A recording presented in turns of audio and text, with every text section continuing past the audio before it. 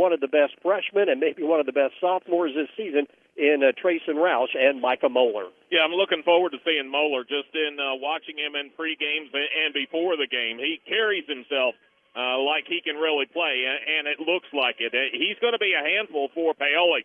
Just a freshman, but already 6'4", and he doesn't look the part of a freshman. He has filled out a little bit. And then Roush, I think we got a chance to look at him a little bit last year. Both of them are going to score mid-double digits, and they will be a handful for Paoli tonight. And we will see some threes raining here tonight. That's what they like to do. Typical Austin ball club, where they like to get up and down the floor. Defense is a bad, dirty word over here, basically. They want to shoot the threes, get after you a little bit, enough to speed you up at least. And we'll see if that bothers Paoli at all or not. I don't think it will. If either of the two teams wants to slow it down, it might be Austin tonight. Team OC pregame show. Team OC expanding possibilities one child at a time. We'll come back and get the thoughts of tonight's head coaches, Brent Jamison of Austin and Dusty Cole of Paoli. You're listening to Rams basketball on Mix 95.3. Sleep better knowing your home is protected. Imagine rainstorms rolling in, and you at peace knowing your home is protected by the best in the business. Join hundreds of Indiana homeowners who trust Summers Seamless Guttering. Your fully insured local experts in gutter installation, gutter cleaning, and gutter guard protection. Whether it's a new construction or time to replace your old leaky gutters, we have you covered. Our American-made seamless gutters are custom cut on-site, backed by multiple warranties for your peace of mind, installed by local experts who treat your home like their own. Love your home? Protect it properly. Choose Summers Seamless Gutters today and enjoy peace of mind all year round. Contact us now because the best protection starts at the top. Don't let rain damage cost you thousands in repairs.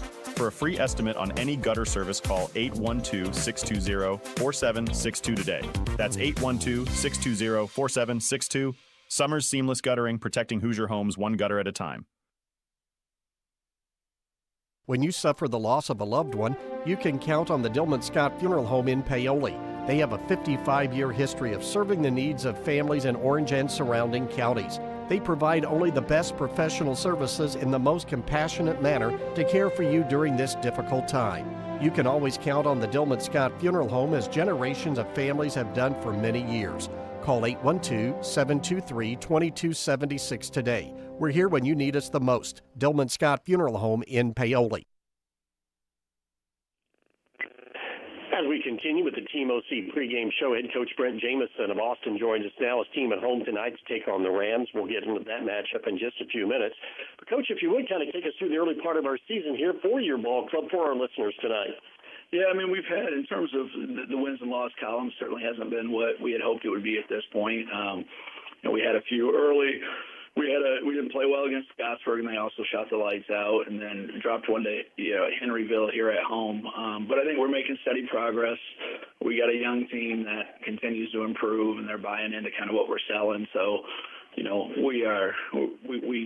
it's early, and they're young. They are, and so we believe in them. I think they believe in themselves, and it's just put it all together.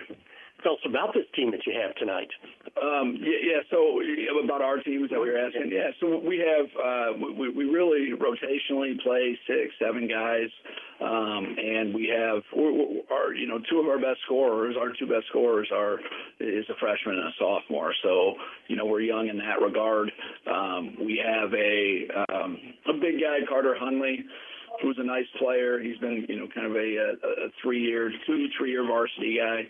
And a guy that rebounds really well, can play inside and out, and he's just coming off injury, so he's just back. This will be his first game back. And then we have Braxton Barger, who's a junior, who's really stepped up, and has been one of our more efficient offensive players. And then we actually had a player that played last year that is going to be back for the first time in Braden Conkler, and so adding him he's been great in practice. So we're excited about our group. I think we got the right pieces. We just got to put it all together. Tell us about this team offensively, defensively. What are you trying to do out on the court? Yeah, offensively, we're trying to off misses and turnovers. We're trying to push and play faster this year than we did last year. I think we have the group to do that. We're still getting them to understand the speed you have to play at and the control, and trying to find that balance. So, and then in the half court, we run like a concept-based flow offense that we're continuing to get better at and gotten some pretty good looks. I think we haven't shot the three particularly well, but I don't think I think we have some guys that are good. We got three guys that can really shoot the three well, four really, and only one of them's really shot it well so far.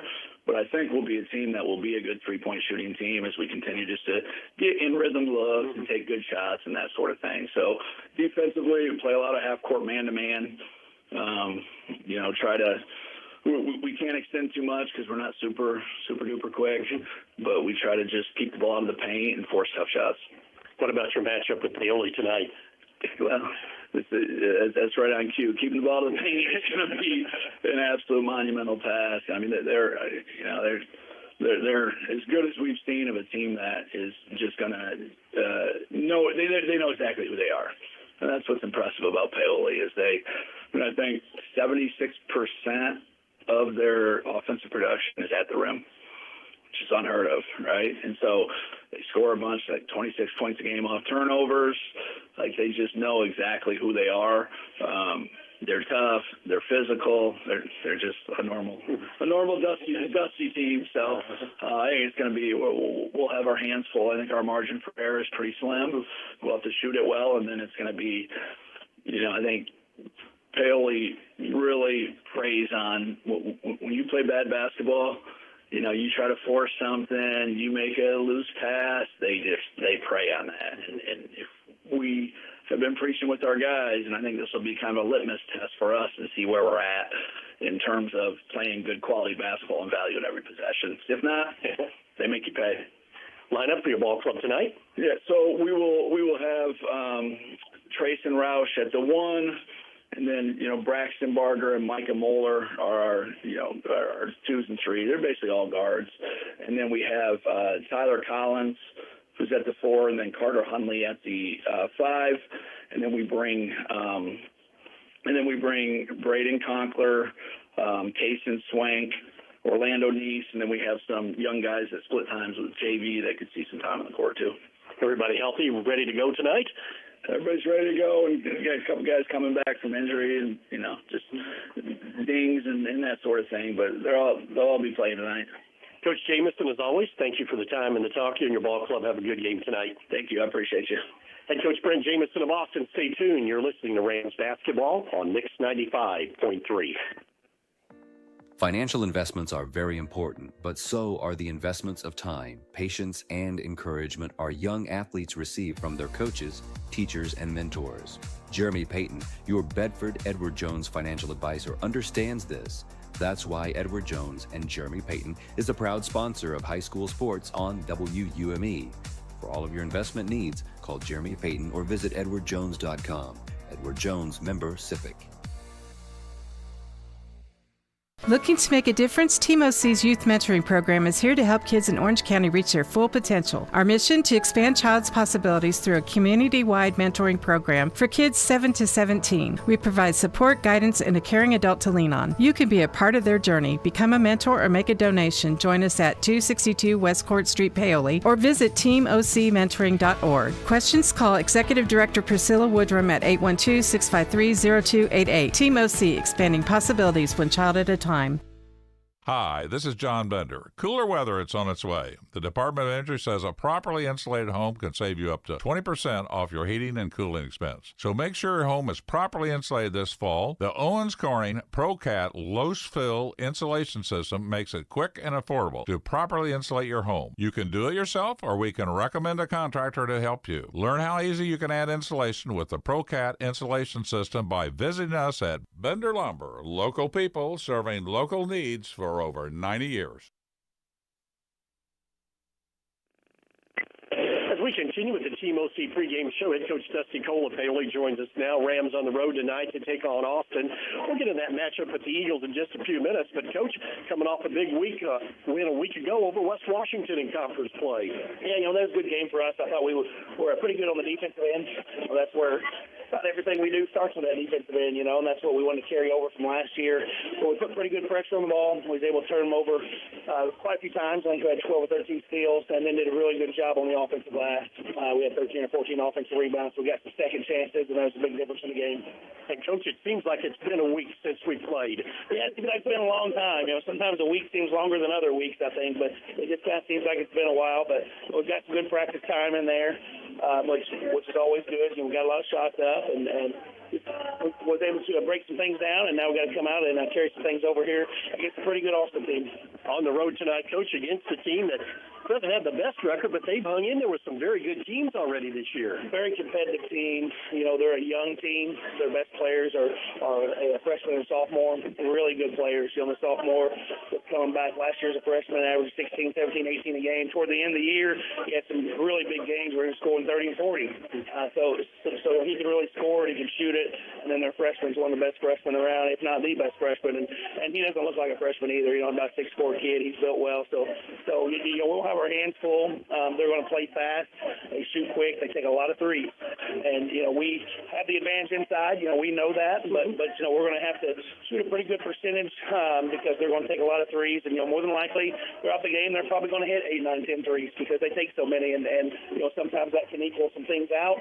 So we got to make sure we're pretty efficient on the offensive end. Could need some long rebounds and run-outs then? Quite a few long rebounds. We've talked to the guards all week about that. Kind of seen some even in the JV game already, those long rebounds. So we'll have to take advantage of those too. And we got to be able to get some stops. That's the main thing. They're going to take some tough shots as well because they play so fast. They shoot quick. They play real free. And they'll take some tough shots, but we got to be able to get some stops. And if we can string some of those together, I think we can have some of those small runs, that we talked about, those 6, 8-point runs. And hopefully throughout the game we have 4 or 5 of those. Defensively, what are you going to do on that end of the court tonight? We'll kind of mix it up a little bit, and we'll start man-to-man. You won't know. We got to go over top of everything. That's going to be a key for us today. You can't go under any of these screens because these guys will stop and shoot. So we kind of worked on that all week, and then we're going to switch some off too. We feel like, just with our team this year and the lineups we have, we can switch a lot of screens, and all of our guys can play defense like that. So we'll switch a lot of those high ball screens and handoffs. Can you compress? Yeah, we'll try to get after them a little bit. They might score some on the back end, but we don't mind the pace going up and down. They want to play fast, but we kind of like to play fast too. And then, obviously we feel like we're pretty deep, and that depth will be a factor at the end of the half. Line up for your Rams tonight? We'll go with Cooper and Dakota at the guards, and then Kirkland will start for us tonight with Traylon Mitten and then Chad in the middle. And then off your bench? We'll see Dame pretty early, Justin pretty early, and we'll see Ian in the first quarter as well. So we'll play 8 guys in the first quarter. Everybody healthy, ready to go? They are. We had a pretty good week, and everybody seems to be pretty healthy, and then I think they're all ready to play again. Coach Cole, as always, thank you for the time and the talk. You and your ball club have a good game tonight. I appreciate it. Thanks. Head Coach Dusty Paoli, stay tuned. You're listening to Rams basketball on Mix 95.3. Discover the convenience of Hoosier Hardware, now offering a comprehensive selection of ammunition for all your shooting needs. Located on 1st Street, 1 block from the square, we are your one-stop shop for plumbing, electrical, painting, mobile home parts, water heaters, and general hardware supplies. In addition to our extensive inventory, we fill propane tanks, providing you with a cost-effective solution. Visit us today or call 812-723-2708 to see why Hoosier Hardware stands out for quality and service in the community. Invest where it matters most, in the people and the potential of Orange County. Over the last decade, through the power of giving, the Orange County Community Foundation has helped thousands achieve their dreams, distributing numerous dollars in scholarships and grants from endowed funds. And we're just getting started. Scholarship applications will open soon, giving Orange County students the chance to unlock new opportunities, realize their full potential, and leave their mark on the world. Plus,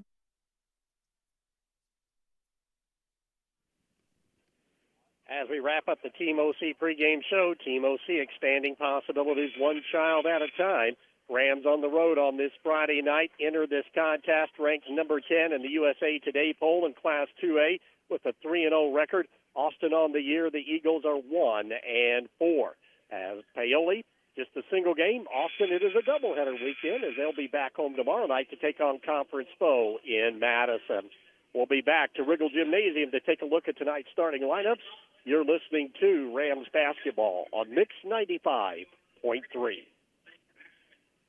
Incorporated and Calcar Quarries, dealers of agricultural lime, crushed stone, sand, hot and mix asphalt materials, and asphalt paving, invite you to visit one of their 2 locations: Cave Quarries, located 3 miles west of Paoli on State Road 56, and Calcar Quarries, located 2 miles east of Paoli on Highway 150. Phone 936-4923 for Cave Quarries Incorporated and 723-2109 for Calcar Quarries. Services you can count on. Quality guaranteed. Paoli Health and Living is a senior living community that's not like the others. It's rich in history, a community landmark, and a place to call home. Get the care you need and deserve with Paoli Health and Living rehabilitation programs. Be unstoppable and take the guesswork out of therapy with their unique and personalized programs. And for residents needing extra care, the long-term care program is equipped with an expert team of nurses and therapists, dietitians, and dedicated certified nursing assistants. Learn more about the services available to you at Paoli Health and Living. Call 812-723-2595. Are you ready to see the world with clarity and style? Look no further than InFocus Eye Care on West Hospital Road in Paoli.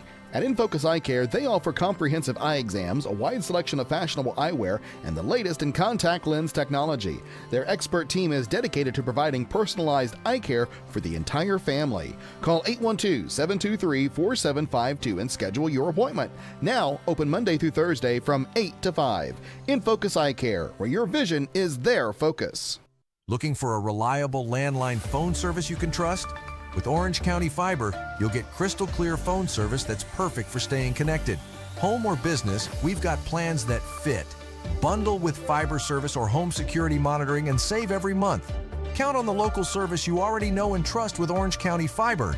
Visit us at www.myremc.coop or call 812-865-2229. Simple, dependable service made just for you. Take a look at tonight's starting lineups brought to you by Sullivan Financial Consulting of Raymond James. First of all, for the visiting Paoli Rams tonight at forward, number 2, Trey Minton, 6'2" and a senior, averaging 3.6 points per ball game. Number 12, Kirkland Hughes, 6'3" and a senior, averaging 10.7. At center, 32, Chad Sullivan, 6'3" and a senior, averaging 15 points per ball game. The Rams' backcourt tonight will be number 22. That'll be Cooper Spires. Spires is 6'1" and a senior, averaging 10 points per ball game. And his running mate tonight will be number 30, Dakota Apple, 6'3" and a junior, averaging 7 points per contest. The Rams offensively scored at 74 per ball game, give up 37.3. They hit 64% from two-point range, 35% behind the arc, and 54% at the free throw line. Head coach Dusty Cole, his Paoli Rams enter tonight's ball game 3-0. For the homestanding Austin Eagles, at forward, number 13, Tyler Collins, 6'3" and a senior, averaging 2 points per contest. At center will be number 25, Carter Hunley. He's 6'4" and a junior, averaging 6.5. Three-guard lineup, number 1, Braxton Barger, 6 foot and a junior, 11.2. Number 15, Micah Moeller, 6'4" and a senior, or freshman that is, averaging 17.4. And number 20, Trayson Roush, 6'2" and a sophomore, 13.8. Offensively, the Eagles scored at 54.6 and give up 65.6. They hit 42% of their two-point shots, 27% behind the arc, and 62% at the free throw line as a team. For head coach Brett Jamison, the Eagles come into tonight's game with a 1-4 record. And our lineups tonight have been brought to you by Sullivan Financial Consulting of Raymond James.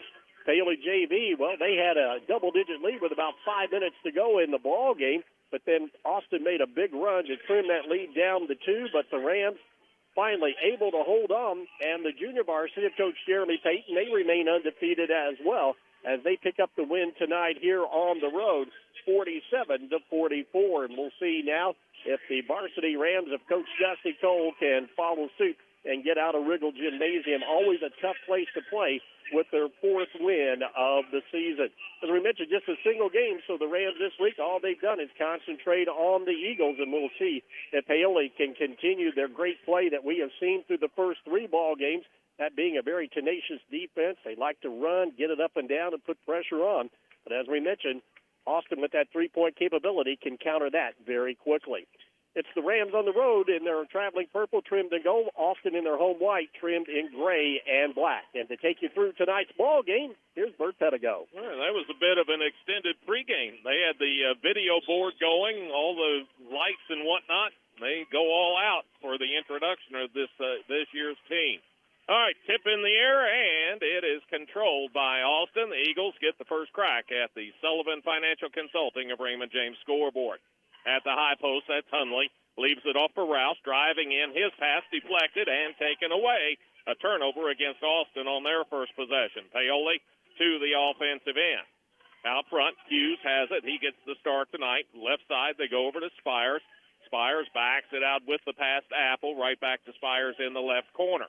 Austin, they're man-to-man. Spires tries to drive baseline. Had it knocked away, but recovers.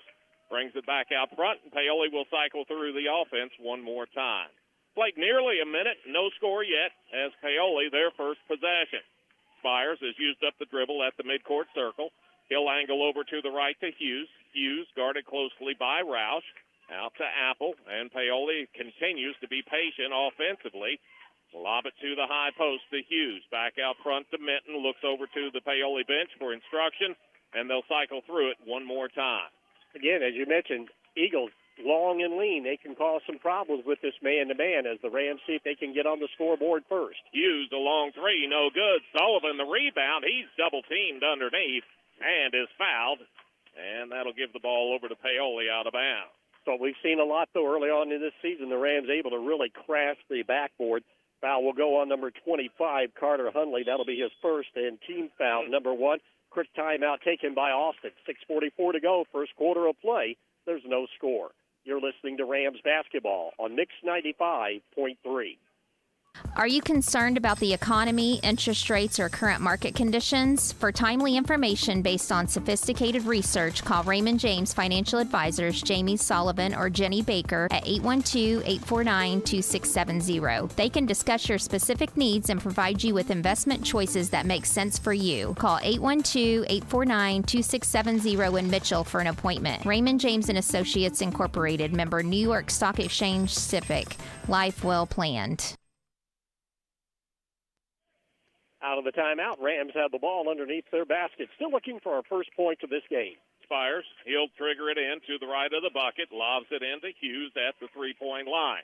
Back out front to Minton, over to Spires on the left wing now, as Austin very much in a pressure mode in the half court with their man-to-man right now. Apple, he's got it, going to drive in, leans in, shot no good. Minton, he'll follow and is fouled on the way back up, and already in this trip down court, Paoli with 2 offensive rebounds. Multiple shots for the Rams. That was Coach Jamison's biggest concern. This foul will go on Trayson Roush. That'll be his first. Team foul number 2. But it'll put Trey Minton at the free throw line for the Rams. Minton, been to the line once so far on the year. First free throw up and good, and he's still perfect on the year. 2 for 2. That gets him his first point of the night, and that ever so rare 1-0 score on the Sullivan Financial Consulting of Raymond James scoreboard. Second free throw, it's no good. Apple goes in, gets the rebound, and can't stop himself from going out of bounds as the momentum puts the foot on the inline. Give it over to Austin. That gives Paoli a chance to set full court pressure. Looks like it'll be Diamond and 1. Inbound to Barger. Barger guarded closely by Apple, gets it over to Moeller. Moeller in the backcourt. That's the freshman to watch. Moeller's going to drive in, got to the bucket, laid it up, no good, left it short. Rebound taken down by Paoli. Minton runs it into front court. Out to Hughes. Hughes, left side to Spires, looks inside instead, pulls the trigger on a 3. That's no good. Ball tipped around, comes out to Hughes. He's open. 3 on the way is good. Offensive board work to his first 3. And Paoli's up 4-0. We've played about 2 minutes. Now we've got a foul at front court, or right at the midcourt stripe, as Apple was reaching in and will be charged with the foul. First foul on Dakota, team foul number 1 on the Rams. First opportunity, though, the Rams had to put on that full court pressure. But we'll see them put that full court pressure on, even on missed shots. And now let's see what they do in the half court. Looks like they're going to stay in that man-to-man. Roush inbounds to Moeller. They'll let him work one-on-one. Minton has him. Moeller Angles left, can't get through, spins back to the right, between the legs, backs out, 3 on the way is good. That's a tough shot to stop. He's got his first points of the night for Austin, make it a 4-3 score. Down low, Paoli gets it to Sullivan. Sullivan backing his way in, powered the shot up, no good, but a whistle and a foul, and he will get a chance at the free throw line as Hundley gave him the baseline, and Sullivan took it. Already trouble for Carter Hundley, the starting center. He has 2 personal fouls as the Rams get the ball in the paint, using that strength underneath of Chad Sullivan, looking for his first points of this ball game. Sullivan, free throw on the way is no good. Hit hard off the back rim. That's about the only thing not going well for Sullivan is the free throw line, shooting at 38% so far on the year. Substitution in number 33, Carson Swank, sees his first action as Hundley has to go to the bench here early in this game with those 2 personal fouls. Sullivan back up for the second free throw. It's on the way. That one much better. It goes through. And Paoli on top, 5-3. Substitution, Padgett. Dane Padgett will see his first action of the night for Paoli, and Hughes will go to the bench. Bring it in to Collins across the way. There with it now is Moeller. Moeller, they leave him to bring it across the midcourt stripe. Angles right, passes down low, and Swank was anticipating shot, not pass. It goes out of bounds, and that's 2 turnovers against Austin. I tell you what, though, Moeller already shows us something here in the first 2.5 minutes. He made a terrific crossover move that time, and that froze not only the defense but his teammates as well. All right, Paoli to the offensive end. Apple with it in the corner. He passes to Spires. Spires dribbles away from trouble, and Paoli will set the offense from there as Spires dribbles it out now to the midcourt circle. Spires looking over to the right. That's covered up. He's used up the dribble, looking, lobs into the lane to Padgett. Padgett lost it on the way up. It's deflected going out of bounds, and they say last touch by Austin. Rams were able to bring a couple players up, and Dane flashed to that high post and just tried to make that power move, but good help defense by Austin to knock that ball out of bounds. Spires, he'll bring it in for Paoli, left of the Paoli bucket. Lobs it to the midcourt stripe. There with it is Minton. Minton over to Apple to Padgett. Padgett on the right wing. Drives around his man. Had it deflected. Lost it on the way up. It's taken away, and Barger goes the other way. Leaves it off for Moeller, who will put it up and in. He's got a quick 5, all 5 of the Austin points, and we are tied at 5 with 4:28 to go in the first quarter of play. Minton across the way. He's on the far sideline. Brings it to Apple. Apple looking in. Gets it to the high post. To Padgett. Padgett back out to Minton. Minton has used up the dribble. Goes over to Padgett on the wing. Lobs it down low. Sullivan waits. Traffic flies by. And he lays it up and in. Good. Count it. And a chance for a 3-point play. He has 3 on the night. Rams once again get that ball into the paint, and good things happen for this Paoli offense when they're in that half court in that scenario. Foul will be on number 13, Tyler Collins. That'll be his first, team foul number 4 already here. We haven't even played half of this first quarter as Paoli has Justin Thornton checking in for the first time tonight. Free throw by Sullivan. 2 bounces on the rim before it comes off. And Moeller, the rebound for Austin. He's in a hurry the other way in the front court. Over to Roush. 3 on the way is no good, way off the mark. And Sullivan, in self-defense, comes down with that rebound. Left side, Thornton. Out to Spires, into the lane. They get it to Sullivan, backing his way in. He's triple team. Got it off to Thornton. Close in shot, rimmed out on him. No good. And the rebound controlled by Austin. Outlet pass to Moeller. Moeller across the timeline. Angles left. Pulls up. 3 on the way is good. He's got the green light as a freshman. He's got all 8 of the Austin points. And the Eagles in front of Paoli now, 8-7. 3:25 to go in the first quarter.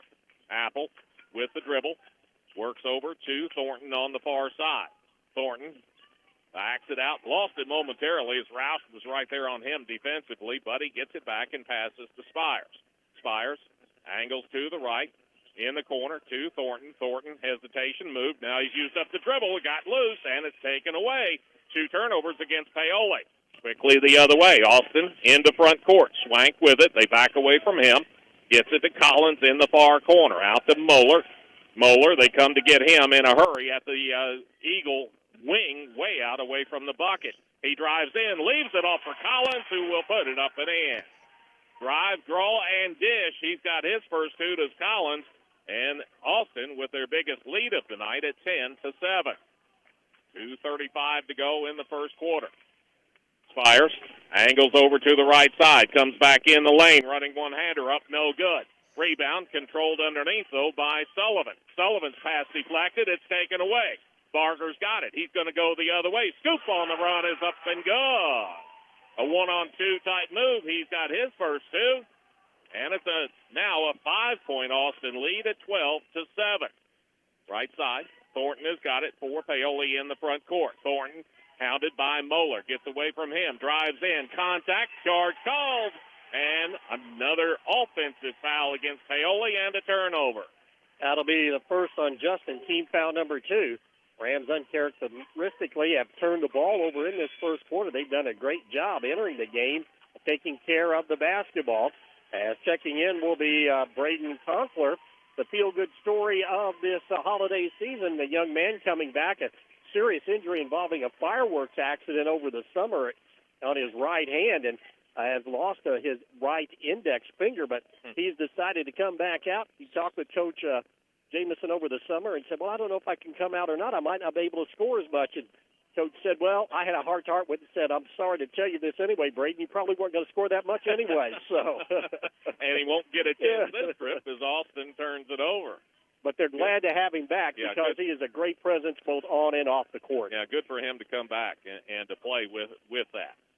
All right, Paoli, after the third turnover of the night against Austin, gets the ball back. Paoli down by 5 at 12-7. Minute 45 still left in the first quarter of play. Sullivan out front with it. Gets it over to Spires. Spires drives in, leaves it off for Minton as they work that weave out front. Out to Hughes, over to Spires. Spires on the right wing, guarded closely there by Conkler. Left side now they go to Minton on the baseline. To Paget. Paget back out to Minton. Minton, ball overhead, puts down the dribble, leaves it off for Spires as they'll look inside every chance they get. Instead of going down low, bring it to Paget at the top of the key. Now to Minton on the far side. He's in the corner, drives baseline, got around one, around another, down the lane, shot no good, but a whistle and a foul, and he will get a chance at the free throw line. Traylor was in a tough spot. I'm surprised he even got it up on the rim that time. That was a great job. As that foul will be whistled on at number 13. And Collins, he now has 2. Hundley already on the bench with 2. And that'll put Trey at the line where he is 1 out of 2 so far in this ball game. First free throw up and good. Got the first. Give him 2 on the night. Make it now a 12-8 score in favor of Austin.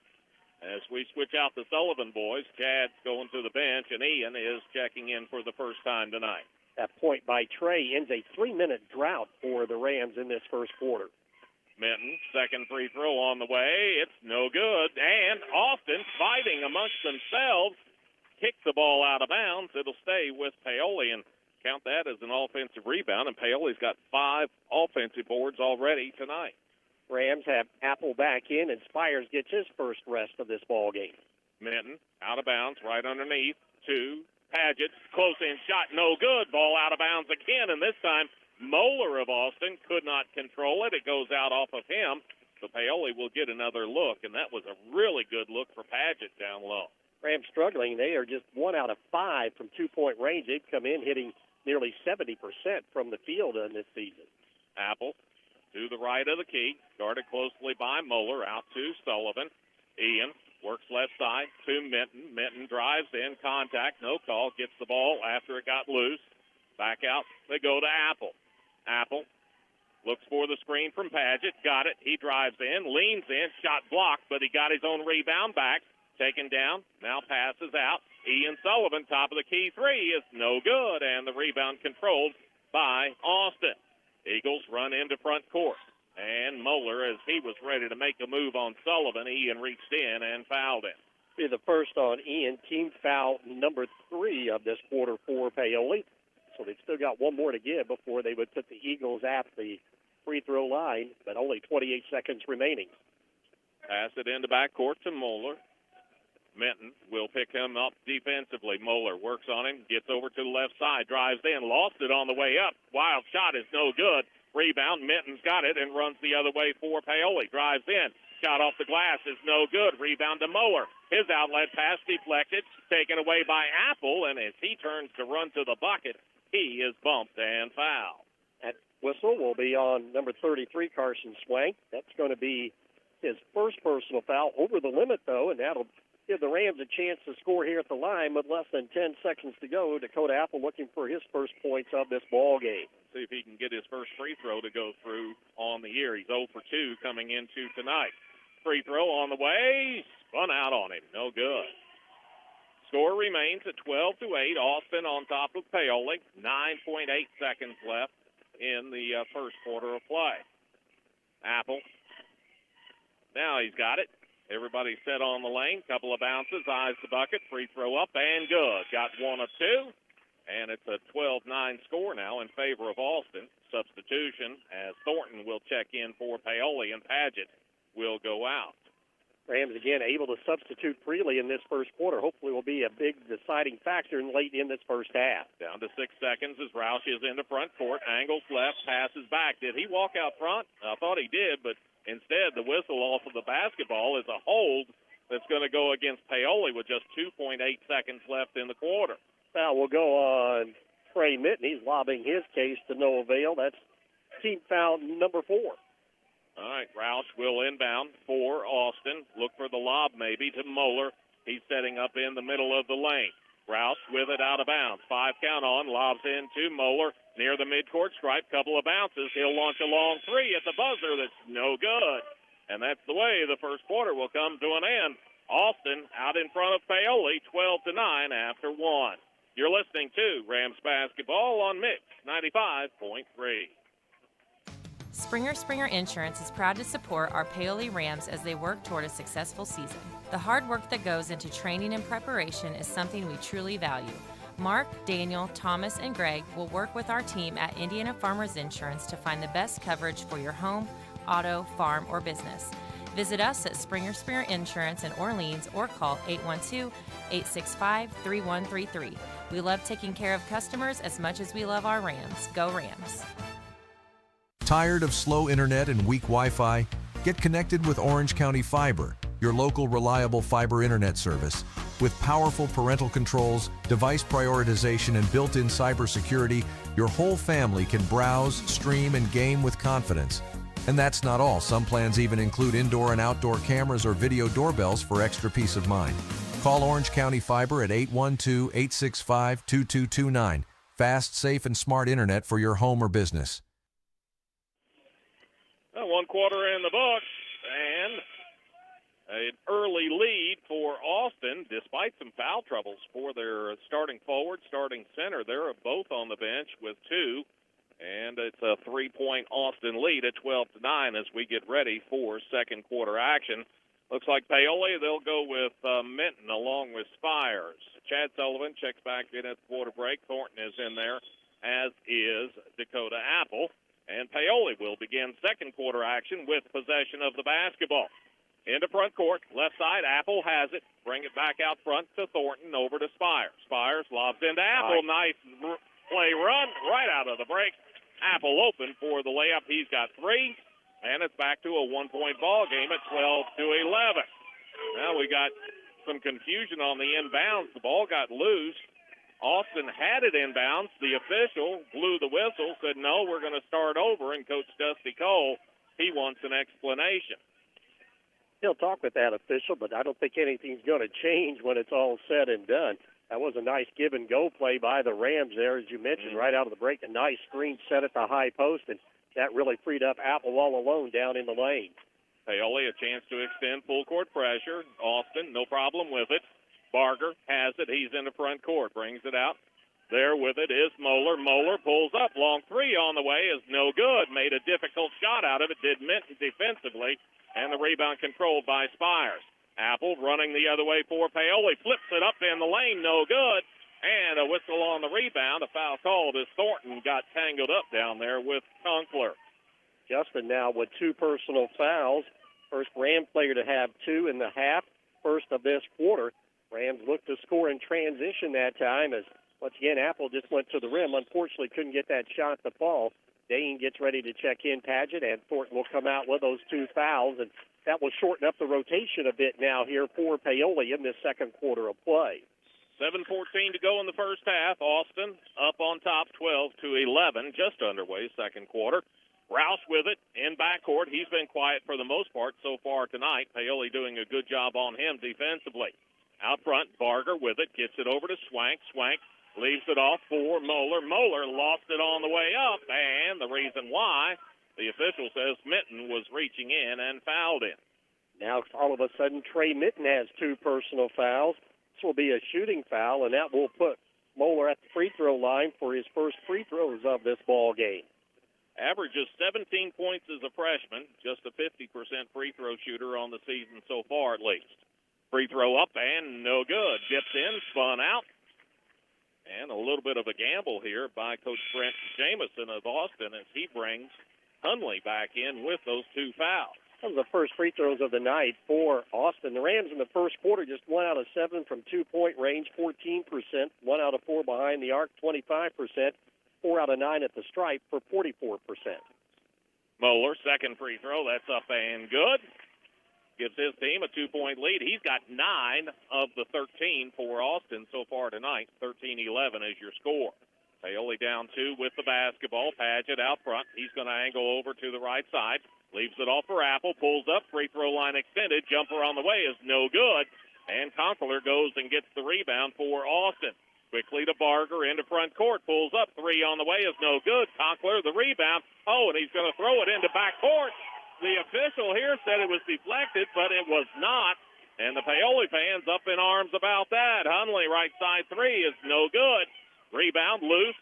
Moeller's got it out near the 3-point line, and a timeout taken by Austin before he could drive in and lay it up and in. 13-11 your score. Paoli fans up in arms, trailing by 2. You're listening to Rams basketball on Mix 95.3. Financial investments are very important, but so are the investments of time, patience, and encouragement our young athletes receive from their coaches, teachers, and mentors. Jeremy Payton, your Bedford Edward Jones financial advisor, understands this. That's why Edward Jones and Jeremy Payton is a proud sponsor of high school sports on WUME. For all of your investment needs, call Jeremy Payton or visit edwardjones.com. Edward Jones, member SIPC.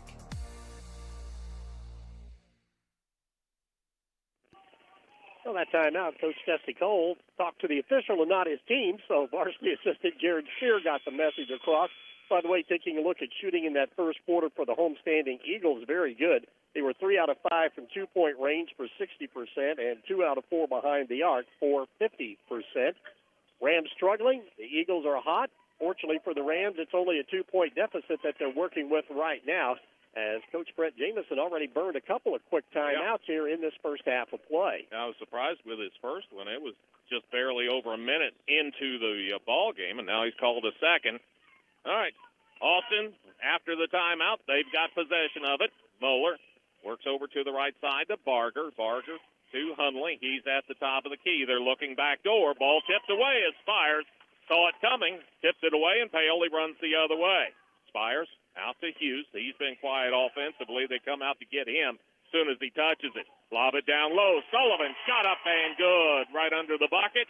He is fouled and has a chance for a 3-point play. He's got 5 on the night, and that will tie it at 13. That foul going to be on Roush. And for Trayson Rouse, he joins the party with 2 himself. So some foul issues for Austin to deal with in this first half of play. Chad on the night, just 1 out of 3 at the free throw line. Free throw on the way, too hard, no good. Paget went and got the rebound and was fouled, and that's going to be a big foul against Austin as Hunley, he evidently had a hand on Paget, who had beaten him into the line, and that's a big foul against him. You mentioned it when he came in, a gamble, and it did not pay off. With 5:57 to go, Hunley will have to go to the bench with his 3rd personal foul. That'll be team foul number 2 in this quarter for the Eagles. Tied at 13. Paoli to inbound underneath their own bucket. They get it to Sullivan.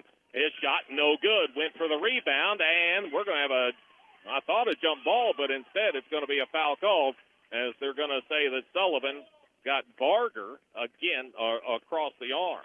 Be the first foul on Chad, team foul number 3 for Paoli. Again, still early in this quarter, so Austin on the verge of maybe getting to the free throw line, something they have not done very often. In fact, just 2 free throws in this ball game. Tied at 13, 5:45 to go in the second quarter. Barger into front court for Austin. Gets it to Roush. His pass deflected, taken away, and that's 6 turnovers against Austin. Into front court. Apple has it. They look down low, didn't throw it up high enough. Collins intercepts, and that's 5 turnovers against Paoli. Quickly the other way. Moeller driving in. Spires was there, drew the charge as Moeller went to the bucket. Nice job by Cooper to be that back line of the defense as he knew Moeller was going to go to the rim. Stood his ground, took the charge. That's the first on Micah Moeller. Team foul number 3 in this second quarter of play. Rams still looking to get their first lead of this quarter and now have possession of the ball one more time. All right. Spires will bring it across the timeline. Austin has been man-to-man all night. They are still in that man-to-man. Down low, Paoli lobs for Sullivan. He twisted an ankle, landed on somebody's foot. Austin runs the other way. They've got a one-man advantage, and Barger out of the corner puts up a 3 that's good. He's got 5 on the night, and Austin a 16-13 lead as Sullivan limps over to the Paoli bench. It's that left ankle that he is favoring right now. Not a good sign for the Rams because that had been one of their strengths here early on in this game, able to get it into the paint. And hopefully Chad can get that retaped and walk it off and get back into this ball game. Still a lot of time left, over 5 minutes in this second quarter. Justin Thornton with his 2 fouls. He checks in to take Sullivan's place. Paget now will go down to the low block. Right side, Hughes will fire up a 3 that's no good. Rebound loose. Moeller's got it. He leads a 3-on-1. Dish off to Roush. Shot no good, but he is fouled and will go to the free throw line. This time the Rams uncharacteristically get beat in transition. Foul goes on number 30, Dakota Apple. He's in a bit of trouble as well. He has 2 personal fouls. This will be a shooting foul for Trayson Roush, who has yet to score here in this ball game. Roush averaging 13 per ball game. Excellent shooter, 68% though on the free throws. Kind of surprised it's that low. He makes the first. Make it now a 4-point Austin lead at 17-13. 4:47 to go in the first half of play. Second free throw by Roush, up and good as well. Got them both. He's got 2, and it's an 18-13 lead now. Paoli down 5 with possession of the basketball. Spires across the timeline. He's going to spin in. Fakes again. Shot in the lane. No good. Paget came down with the rebound. Out to Hughes. He'll try another 3 that's way off the mark. No good. And the rebound controlled by Moeller. Moeller brings it across the timeline. Angles left. Now he had his pocket picked. Spires came up with it. He drives in. Lays it up. Good. Count it. And I think they're just going to call goaltending and not a foul. So count the bucket for Spires. It went in anyway. And that gets Paoli within 3 at 18-15. Really good defensive play out front, one-on-one by Cooper Spires to pick the pocket of Moeller that time and go all the way down to lay it in. And the Rams go to their bench again. Thornton back into the ball game. Justin with those 2 fouls. But with this short bench now, Coach Dusty Cole kind of has to be very careful of how long he puts those guys in with those 2 fouls. Again, Apple out there with 2. Along with Thornton and Mitten on the bench. No, he's out there as well with 2. Yeah, Thornton came in when Sullivan went out. Collins, top of the key. His pass deflected. Off the hands of Spires. He couldn't react to it quick enough as it got loose. It goes out of bounds. Stays with Austin. Double deflection that time. Rams, again, when they go that 1-3-1 like they have been, they can really cause you some problems. And Austin yet to realize just the length that Paoli has out on the court. Roush just out of bounds. He fires it into Barger. Right corner 3 is up and no good. Way up for the rebound is Paget. Paget, he'll bring it forward himself. Runs it down the far sideline. Back out front to Spires. Paoli with the basketball, trailing by 3. Get it down low. Thornton, he backs his way in. Shot up and good. He's got his first 2. Barger tried to draw a charge. Referees noticed the flop and did not make that call. 18-17 the score. Paoli down by 1. 3:40 to go in the first half. Lob it down low. Moeller right up at the rim. Catches and lays it in. He's in double figures with 11. And Austin out to a 3-point advantage. Down low, Paoli gets it to Paget, and as he goes up for the shot, he is bumped and fouled. Swank may have been the one caught reaching in. And that will be on number 14, actually, Conkler. That'll be his first, team foul number 4. And Dane Paget will go to the free throw line looking for his first points of the night. It was a great backdoor cut and lob over the top that Austin ran out of their zone offense. And Moeller, he's just capable of that play like Paget is on the other side for Paoli. Paget's free throw up and good. Got the first. His first point of the night. Make it now a 20-18 ball game in favor of Austin. 3:26 to go in the first half of play. Paget ready at the line for the second. It's on the way, and that one straight through. Got them both. 20-19, a 1-point ball game in favor of Austin. Paoli extends full court pressure. They're going to handle that with no problem. 3-on-1 the other way. Barger fires it back out front to Swank. Back to Barger. Right corner three again is around and out. No good.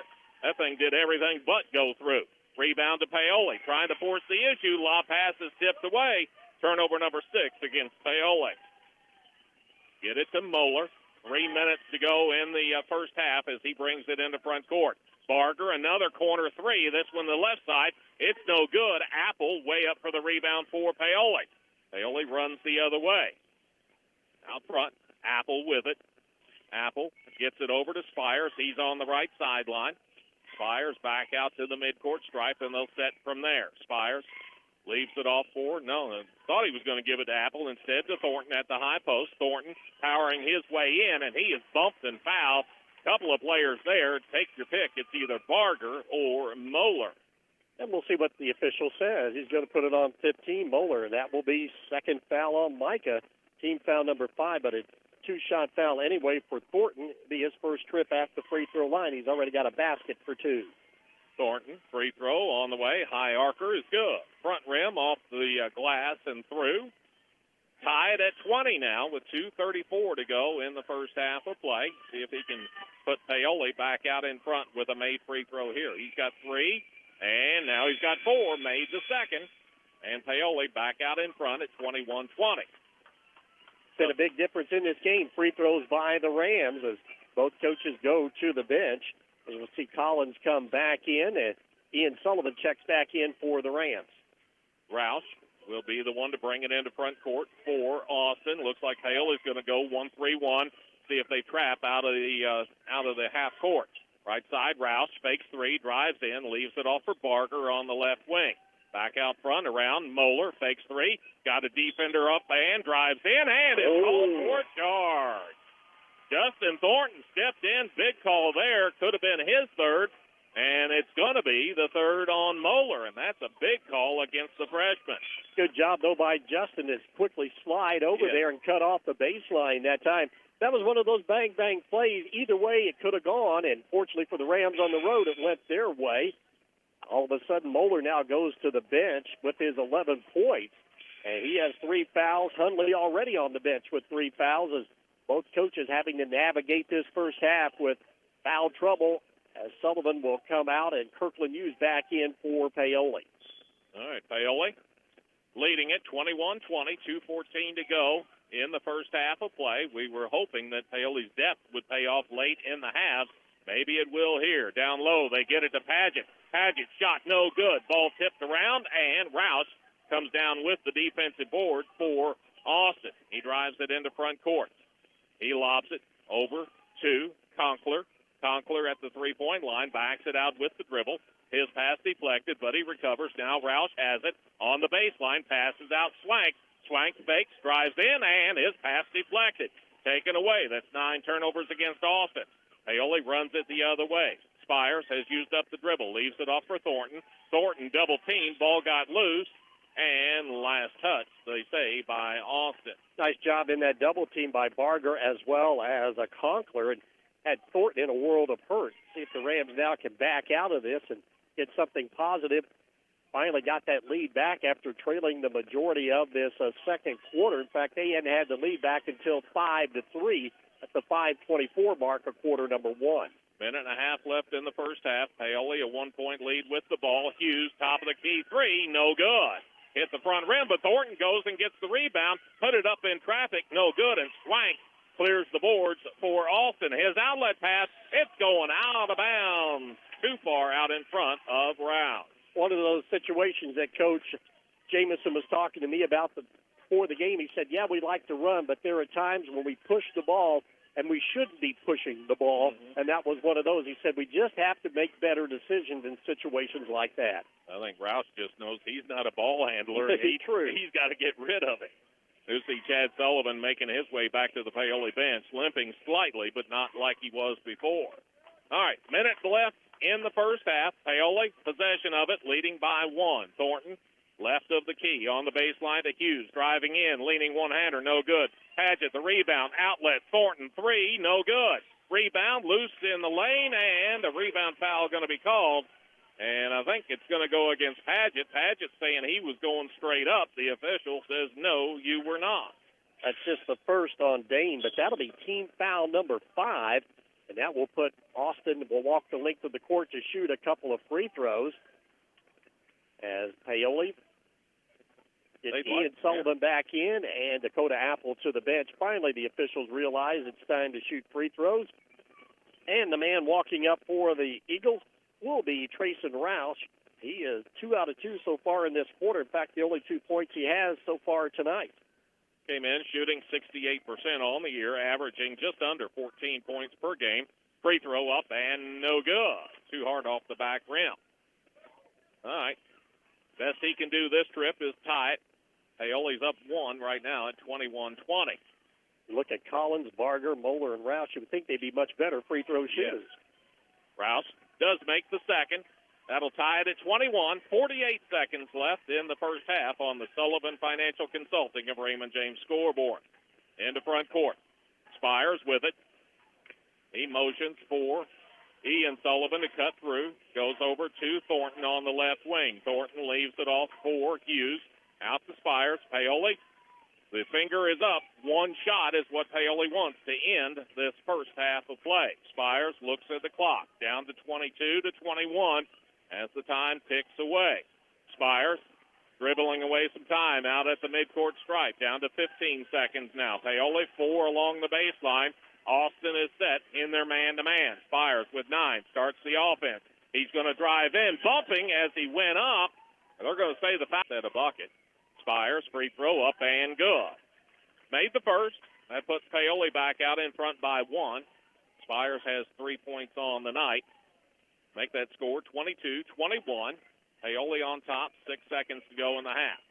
Spires back up for the second. That one flat, no good. Kicked off to the right. Swank comes down with the rebound, nearly lost it. Rouse now comes up with it. He's going to fire it up from three-quarters court at the buzzer. It's no good. And that's the way the first half will come to an end as Paoli struggles early but leads at the half by 1, 22-21. We'll take a break, come back, start talking about first half action. You're listening to Rams Basketball on Mix 95.3.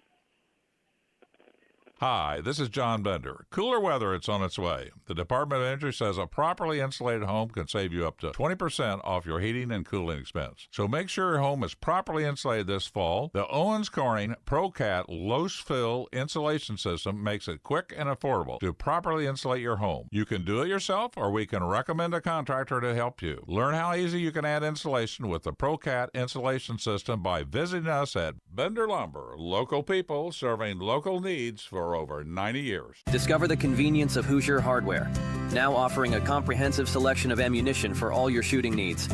Located on 1st Street, 1 block from the square, we are your one-stop shop for plumbing, electrical, painting, mobile home parts, water heaters, and general hardware supplies.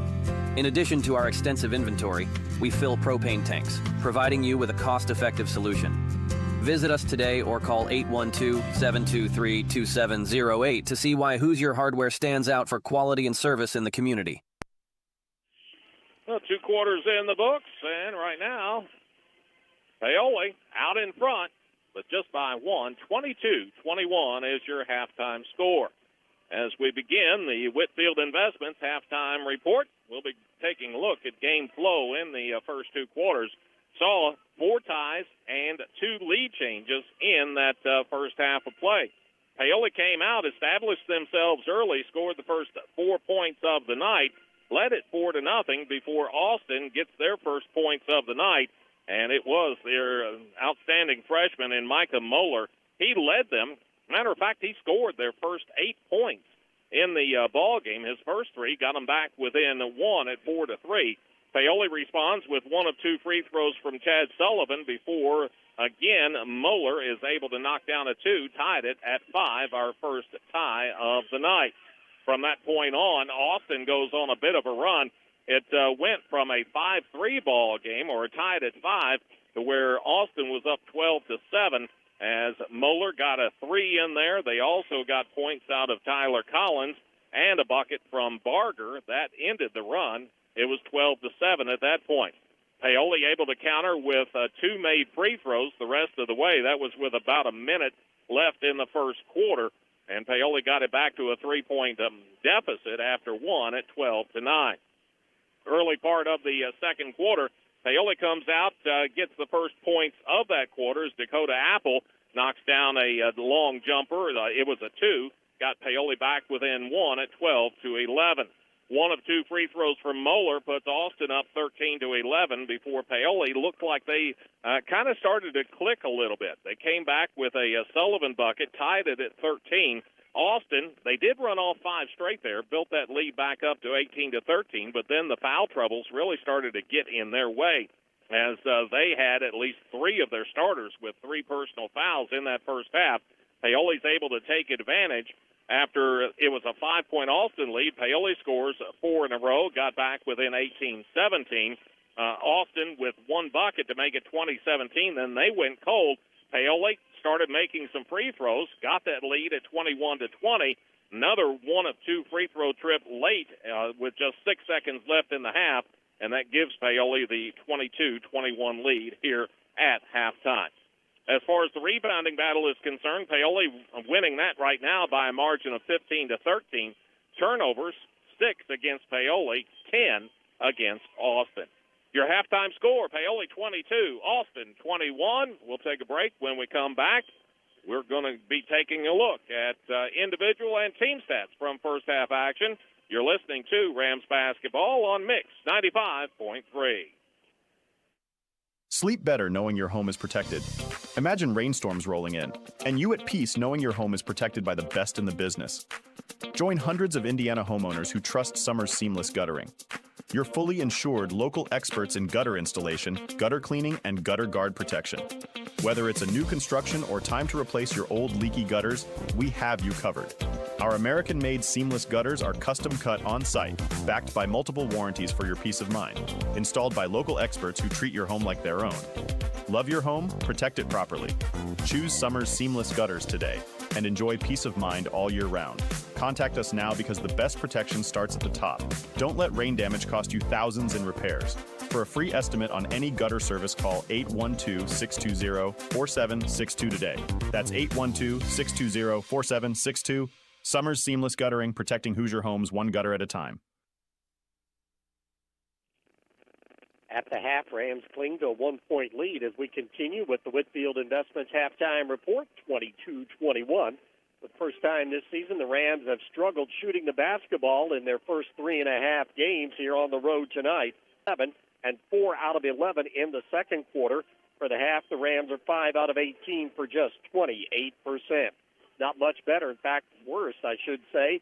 And the three-point shooting, Paoli 1 out of 4 in the first quarter, 0 for 4 in the second, 1 out of 8 for the half for just 13%. Rams, though, able to hang in there and do some damage, particularly in the second quarter from the free throw line after going 4 out of 9 in the first quarter. Paoli knocked down 5 out of 7 in the second quarter for 71%, and are 9 out of 16 at the half for 56%. Austin came out on fire in that first quarter of play as they shot the ball extremely well. 2-point range shooting, they were 3 out of 5 for 60%. They only took 1 2-point shot in that second quarter and hit it. So for the half, the Eagles are 4 out of 6 inside the arc for 67%. 3-point shooting, 2 out of 4 in the first quarter, but cooled down in that second quarter, just 1 out of 8 for 13%. For the half, 3 out of 12 for 25%. so they've taken twice as many three-point shots as two-point shots here in the first half of play. Austin did not shoot a free throw in the first quarter and hit 4 out of 6 in the second, or 67%. Rams are on top by 1, 22-21. You're listening to Rams basketball on Mix 95.3. Invest where it matters most, in the people and the potential of Orange County. Over the last decade, through the power of giving, the Orange County Community Foundation has helped thousands achieve their dreams, distributing numerous dollars in scholarships and grants from endowed funds. And we're just getting started. Scholarship applications will open soon, giving Orange County students the chance to unlock new opportunities, realize their full potential, and leave their mark on the world. Plus, be on the lookout for details on our unrestricted grants program, empowering local nonprofits to continue their philanthropic work and address the most pressing needs in our community. In 2024 alone, this grant cycle poured over $85,000 into our community, supporting many programs. Looking to make a lasting difference? Start a fund with us today and create a legacy that grows year after year. Call us at 812-723-4150 because your generosity shapes tomorrow. Together, we're building a better community. One scholarship, one grant, one legacy at a time. Satisfy your cravings with KFC's world-famous fried. 22-21, Rams lead here at the half as we continue the Whitfield Investments halftime report. Take a look at individual scoring. First of all, for the Rams, very balanced in this first half of play. Led in scoring Chad Sullivan before he went out with that ankle injury in the second quarter. He has 5 points, 4 for Justin Thornton off the bench, all of those in the second quarter of play. 3 for Kirkland Hughes, 3 for Cooper Spires, 3 for Dakota Apple. Then 2 for Trey Mitten and 2 for Dane Padgett. Ian Sullivan, the only Ram to see action, but did not score. For Austin, they are led by their outstanding freshman, Micah Moeller, 11 points at the half, 8 of those, though, coming in the first quarter of play. 5 for Braxton Barger, 3 for Trayson Roush, 2 for Tyler Collins. Carter Hundley, along with Braden Conkler, and Kaysen Swank saw action but did not score. Rams lead it by 1.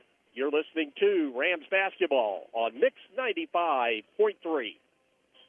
Satisfy your cravings with KFC's world-famous fried chicken. What began from a humble service station in Corbin, Kentucky now includes over 24,000 KFC outlets in more than 145 countries and territories around the world. It's real meals made the hard way. Now you can enjoy their world-famous fried chicken in a variety of ways, from buckets to meal deals, sides, and desserts. Stop by the KFC at 925 North Gospel Street in Paoli. It's finger-licking good.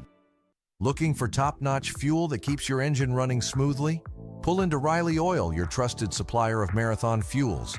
With convenient locations in Paoli, Orleans, and Hardinsburg, we've got you covered. Enjoy the ease of paying at the pump 24/7, or swing by Paoli where we'll pump the gas for you. Grab a snack and drink and be on your way with Riley Oil, fueling your journey every mile of the way.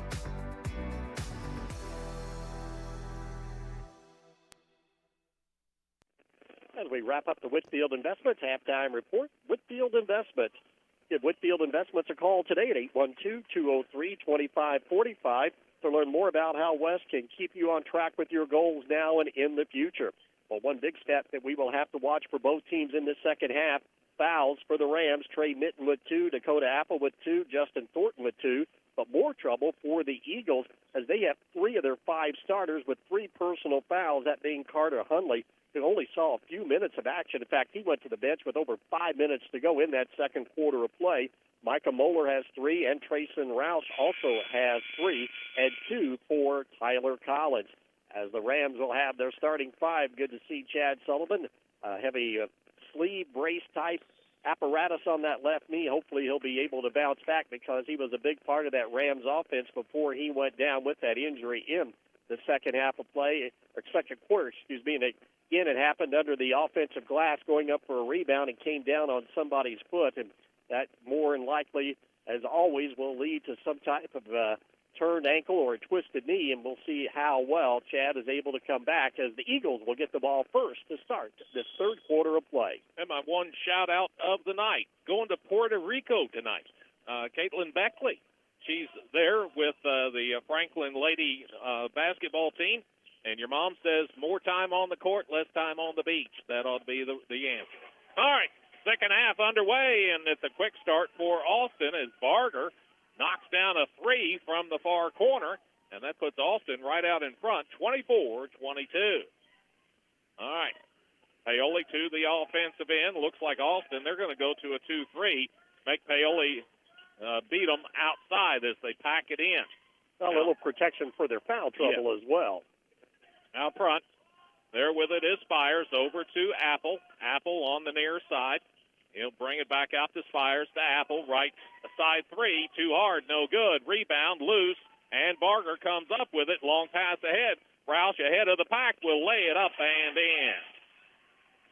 He's got 5, and it's now a 4-point Austin lead. And a deflection in front court as Barger knocks that pass out of bounds. Paoli will have to inbound across the way. Rams got a little bit of their own medicine that time in transition with Roush getting out in front of the pack and his teammate finding him poor and easy, too. All right, Paoli sets against this zone defense. Spires dribbles in, gets to the free throw line, pulls up, shot no good.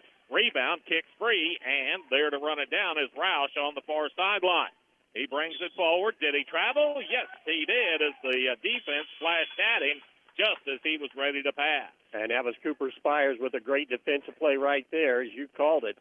Roush coming down that right sideline near midcourt, and all of a sudden, here comes Spires to flash a possible double team. And knowing where he was at on the court, Roush kind of said, I need to get rid of this ball, and he did. But unfortunately for Austin, he took one extra step there. See if the Rams, they have not scored yet here in this quarter. Bring in Hughes. He's got it in the far corner against that zone defense. He's going to drive baseline. Shot blocked. He got his own rebound, though, and finds Apple. His pass out front deflected, and Barger's going to run it down. Leaves it off for Roush, who will lay it up and in. Turnover to an easy 2. He's got a quick 7, and it's now a 6-point Austin lead at 28-22. Paoli facing a 2-3 zone defense. They get it in the lane to Padgett, out to Apple, to Spires at the top, to Padgett, high post. Down low, pass intended for Apple. Sullivan thought it was for him. Got a hand on it, tips it away, and it goes out of bounds. And Coach Dusty Cole says, I have seen enough. He will take time. You're listening to Rams Basketball on Mix 95.3. You can make a difference in the life of abused and neglected children in Orange County. I'm Orange County Circuit Court Judge Steve Owen, and we have a court-appointed special advocate program, or CASA, right here in Orange County, and we need your help. There's no special skills required, and we can train you on the skills that are needed. All you have to do is just call today and tell us that you want to help us help these children feel safe and loved here in Orange County. That's Orange County CASA at 812-653-4889. Shooting woes continue for the Rams on the road here tonight. They are 0 for 3 in this second quarter, just a tick under 2 minutes gone. While the Austin Eagles have come out hot again like they did in the first quarter, they are perfect 3 out of 3 from the field, and they only just not in sync on that offensive end in their zone offense. Played just over 2 minutes here in the second half. Austin, possession of the basketball after the Paoli timeout. And backcourt, Collins with it. He was limited because of foul issues. We got a deflection in backcourt. It goes out of bounds as Spires knocked it loose, and it went hard off of the leg of Padgett. Rolled down like 50 feet to get out of bounds. And the two men with the good hands down there, Jerry Stroud and Darrell Newkirk, were actually paying attention and saw that coming right to them. All right, the other way, Austin gets it to Barger. Barger just pushed off. Got away with it, fires up a 3 that's no good. Ball kicked out of bounds. They say last touched by Austin. It goes over to Paoli. Barger, well, he's okay. He had committed a foul, one of the few for Austin that doesn't have any fouls. So even if he would have got whistled for that one, that would have been a big deal. Yeah. Paoli ends up with possession of the basketball anyway. All right, Paoli to the offensive end. Hughes on the right side. They set a double screen at the top for Spires. His 3 is no good. Rebound loose in the lane, and a whistle and a foul. And this one will go against Paoli as Collins came down with the defensive board. And the contact must have been down low. Paoli kids had their hands up. Foul will be on 30. Dakota Apple, he becomes the first Ram player with 3 personal fouls here tonight. As Sullivan comes out, Justin Thornton will check in for the Rams. All right, Austin, they've got length of the court to go. Paoli extends, full court pressure. Moeller in backcourt with it. Over to Rouse, quickly into front court to Conkler. Back to Moeller. Moeller tries to drive, can't get around Thornton. He brings it back out front. Pass to Rouse. Rouse guarded closely by Hughes. Gets it over to Moeller. Fakes three. Now he's going to launch, and he got fouled as Thornton came over. Got him on the elbow, and that will put the freshman on the line for 3 free throws. And that's the third foul on Justin Thornton. So in 2 possessions, the Rams have 2 players that have picked up 3 fouls.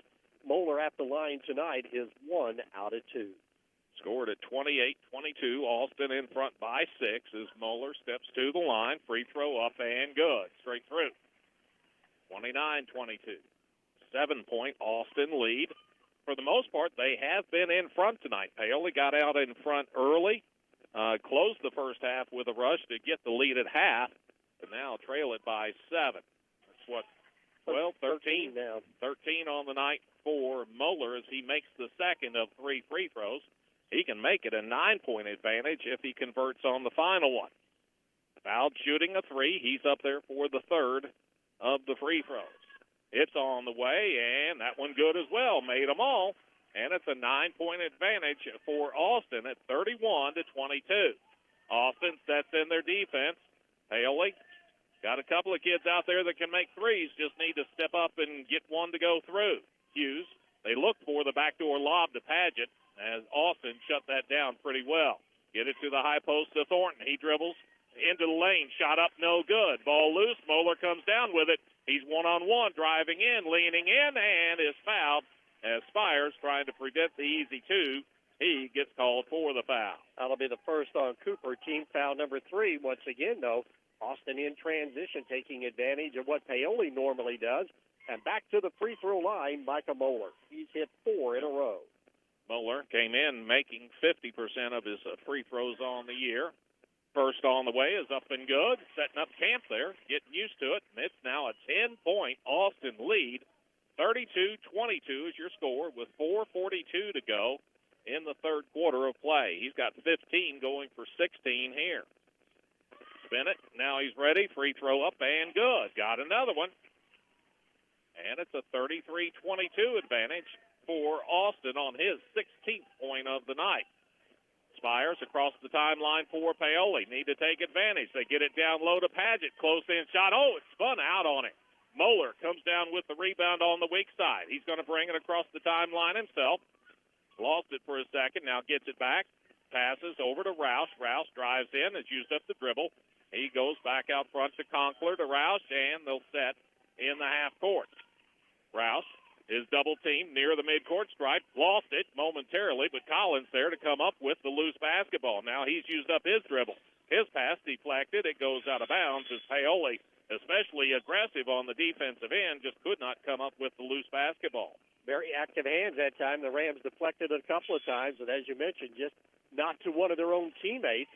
As we see Chad Sullivan check back in for the Rams, and Braxton Barger comes back in for the Austin Eagles. The Rams have not scored here, and we've played nearly 4 minutes of this third quarter of play. And Austin, they have already jumped out here now to a 12-0 run to start this third quarter of play. Paoli was up 1 at the half and now down 11.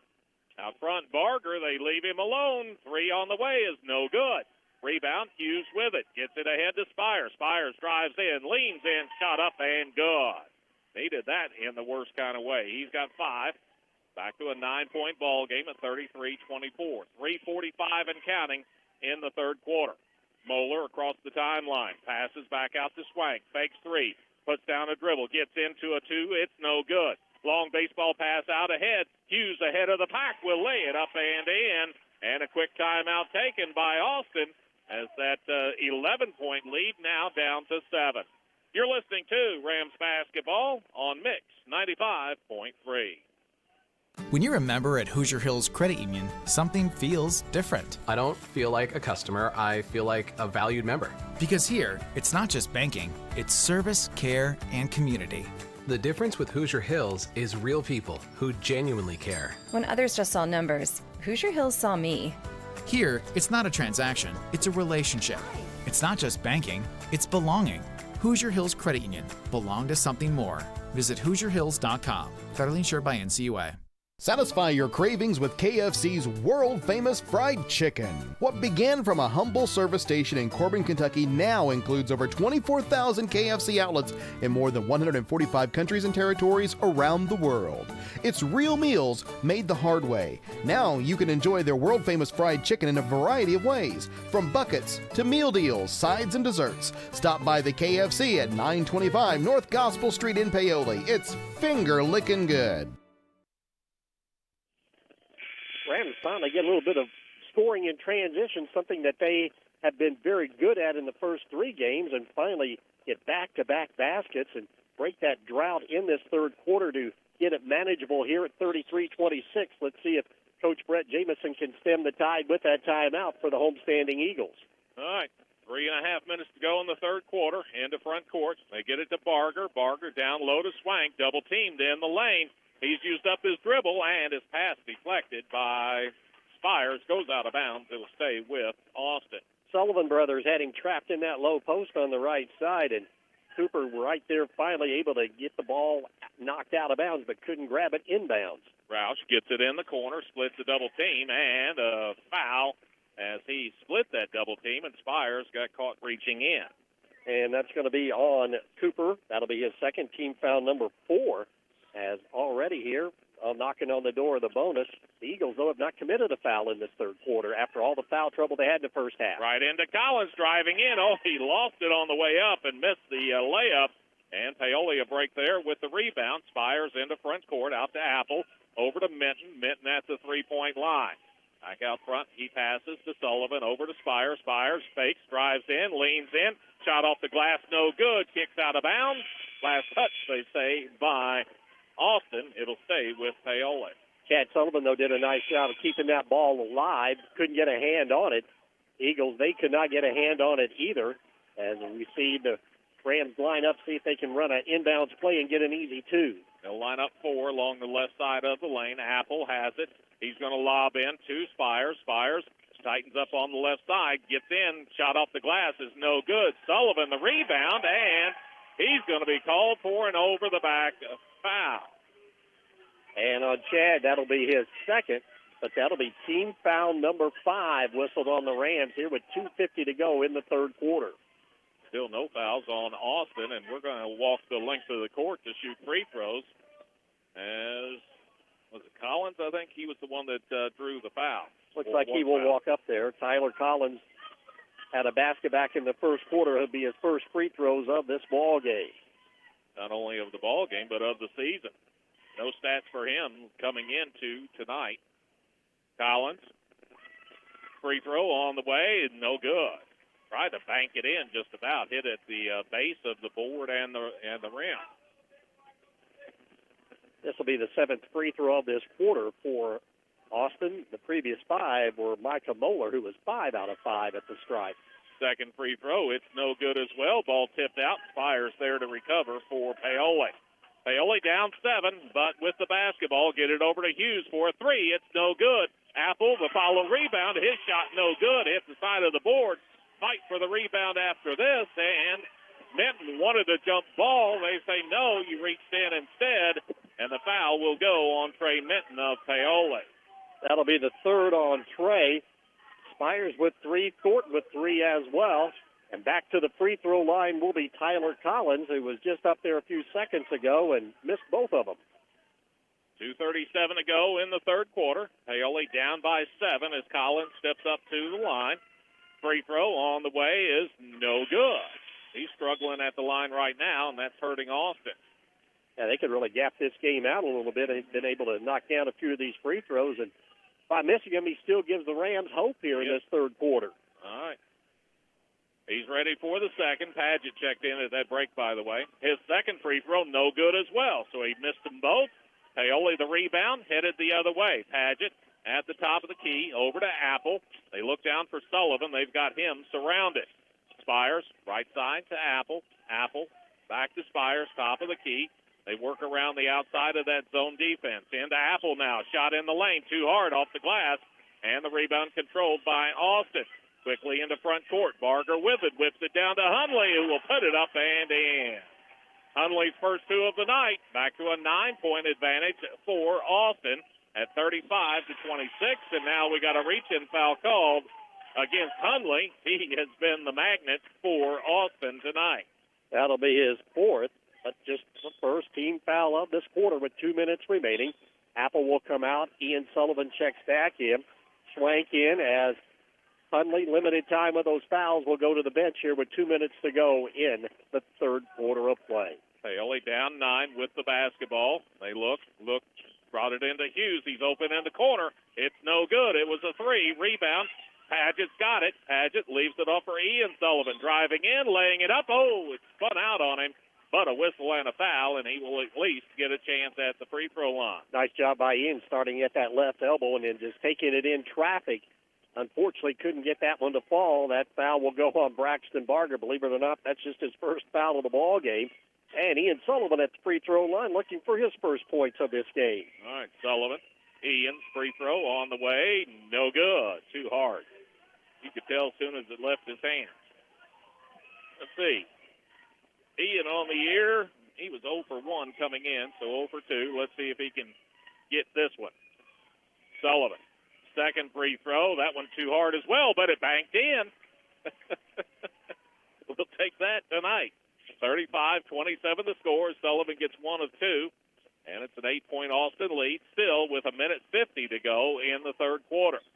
Barger with it in backcourt. Over to Collins. Collins, 10 count on. Barger still in backcourt. Ball still in backcourt. And just before the 10-second violation, a reach-in foul going to be called to save the possession for Austin. Ian will be called for that personal foul. There'll be 2 shots on the way.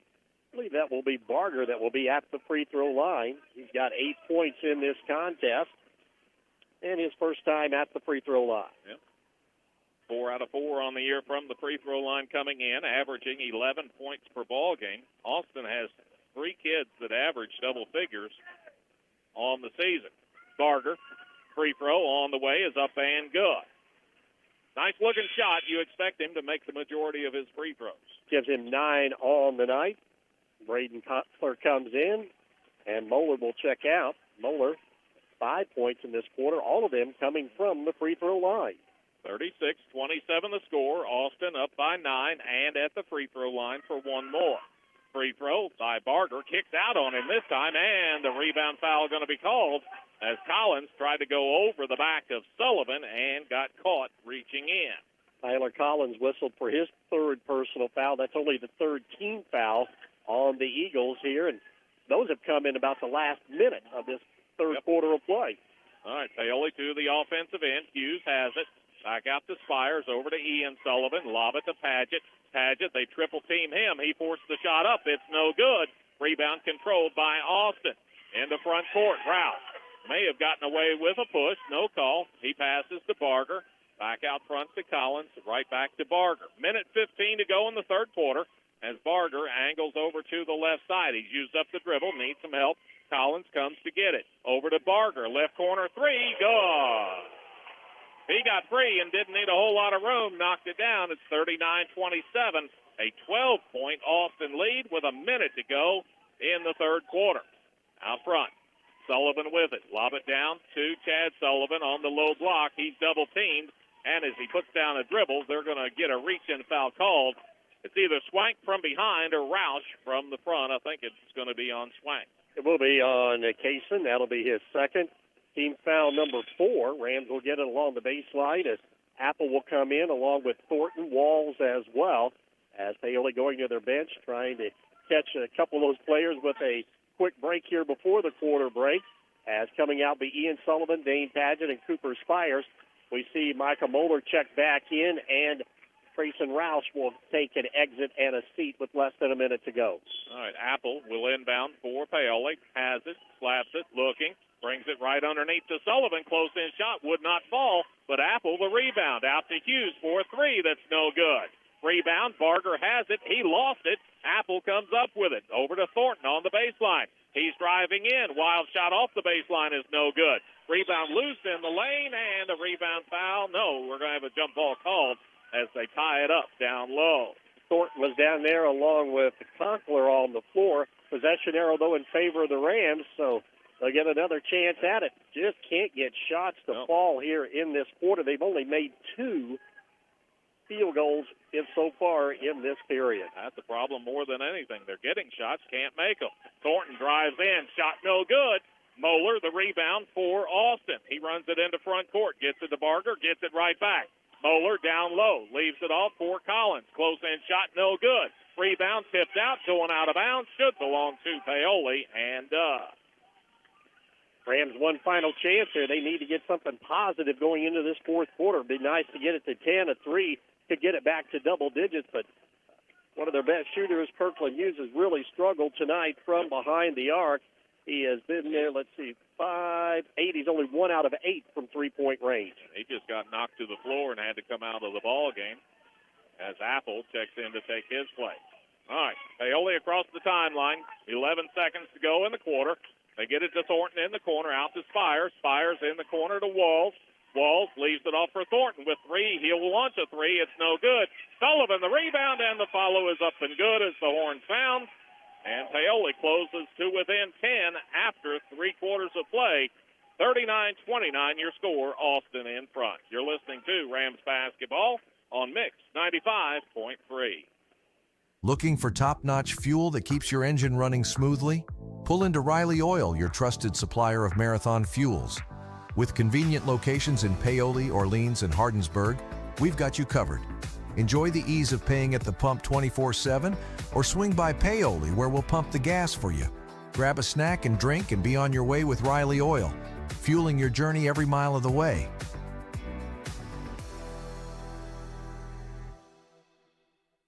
Loved here in Orange County. That's Orange County CASA at 812-653-4889. Paoli on the road tonight, and it's not going so well. 39-29 the score after 3 quarters of play. Paoli is down by 10, so needless to say, they have their work cut out for them.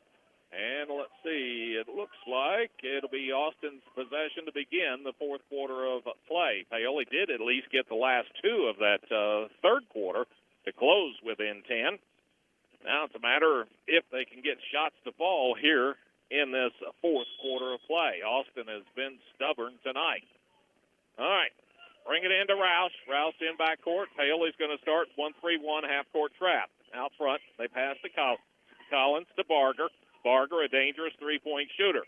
Over to Roush. Roush lobs down low. It's intercepted, taken away, and that's 12 turnovers now against Austin. Quickly the other way into front court. Apple. Jump house out to Minton. Over to Spires down low. They get it to Sullivan. Double teamed. He tried to power his way through and is going to get called for lowering the shoulder and pushing off. Right there in front of the official made the call, said he lowered the shoulder, and that will turn it over to Austin. His third foul on Chad, team foul number 1 of this quarter. Paoli, with the foul and the dead ball situation, gets a chance to set full court pressure. It'll be a 1-3-1 three-quarter court trap this time. Roush in backcourt with it, gets it over to Moeller.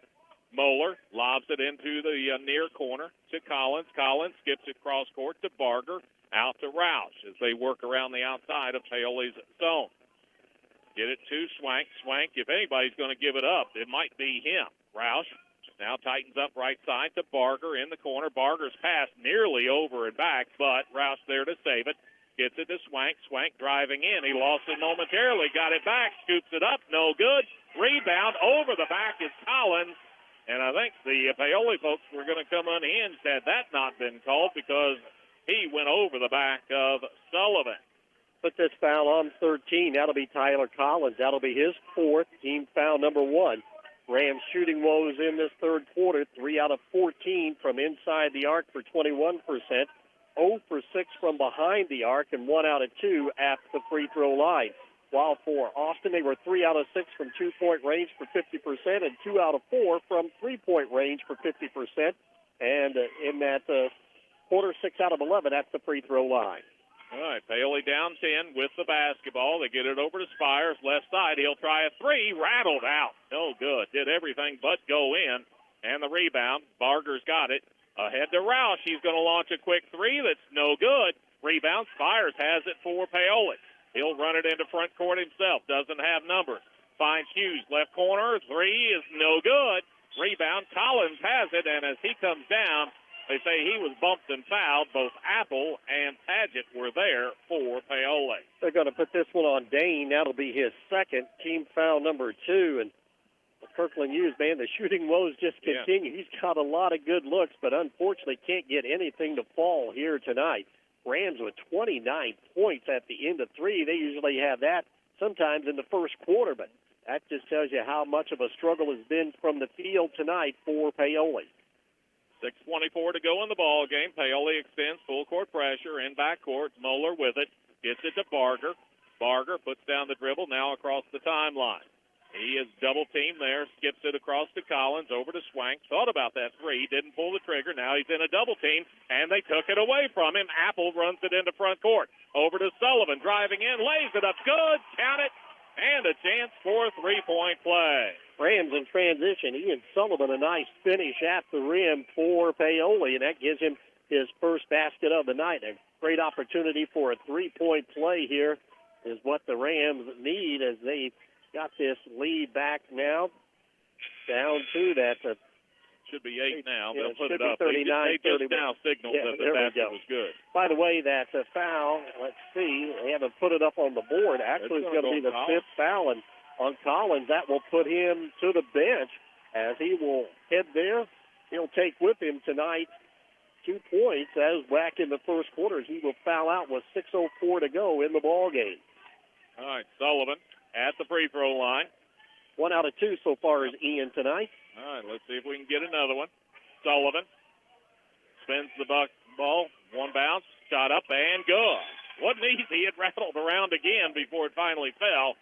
But it went through. 3-point trip for Paoli, and it's back to a 7-point advantage for Austin. Ram fans try to get this team pumped up a little bit more on the road tonight. 39-32 your score. 6 minutes to go in the ball game. Barker across the timeline. He's used up the dribble. Paoli backs away. His pass deflected, and did we have somebody out of bounds? Yes, we did. As Hunley went after it, he never really possessed it, but had his foot on the baseline when he finally did have a hand on it. But again, that tenacious defense by the Rams, very active, forced that one. Ian will come out. Chad will come back in. Mitten will come out. And it'll be Kirkland Hughes back in the lineup here as Coach Dusty Cole going to go some situation substitutions here with 5:52 to go to get his offensive players back into this ball game. All right, Spires across the timeline. Austin still in that 2-3 zone defense. Lob it, cross court to Hughes. Left corner, three, good! Finally got one to fall. He's got 8, and it's now a 4-point ball game at 39-35. See if Paoli starts to wear on these boys, and a turnover as Mueller threw it way ahead of Barger and out of bounds. And Coach Brent Jamison of Austin says, I have seen enough, and he will take time. You're listening to Rams Basketball on Mix 95.3. In need of a financial checkup? Consider Whitfield Investments for comprehensive investment advice and wealth management services. As a passionate Paoli native, Wes Whitfield places the needs of his clients first as he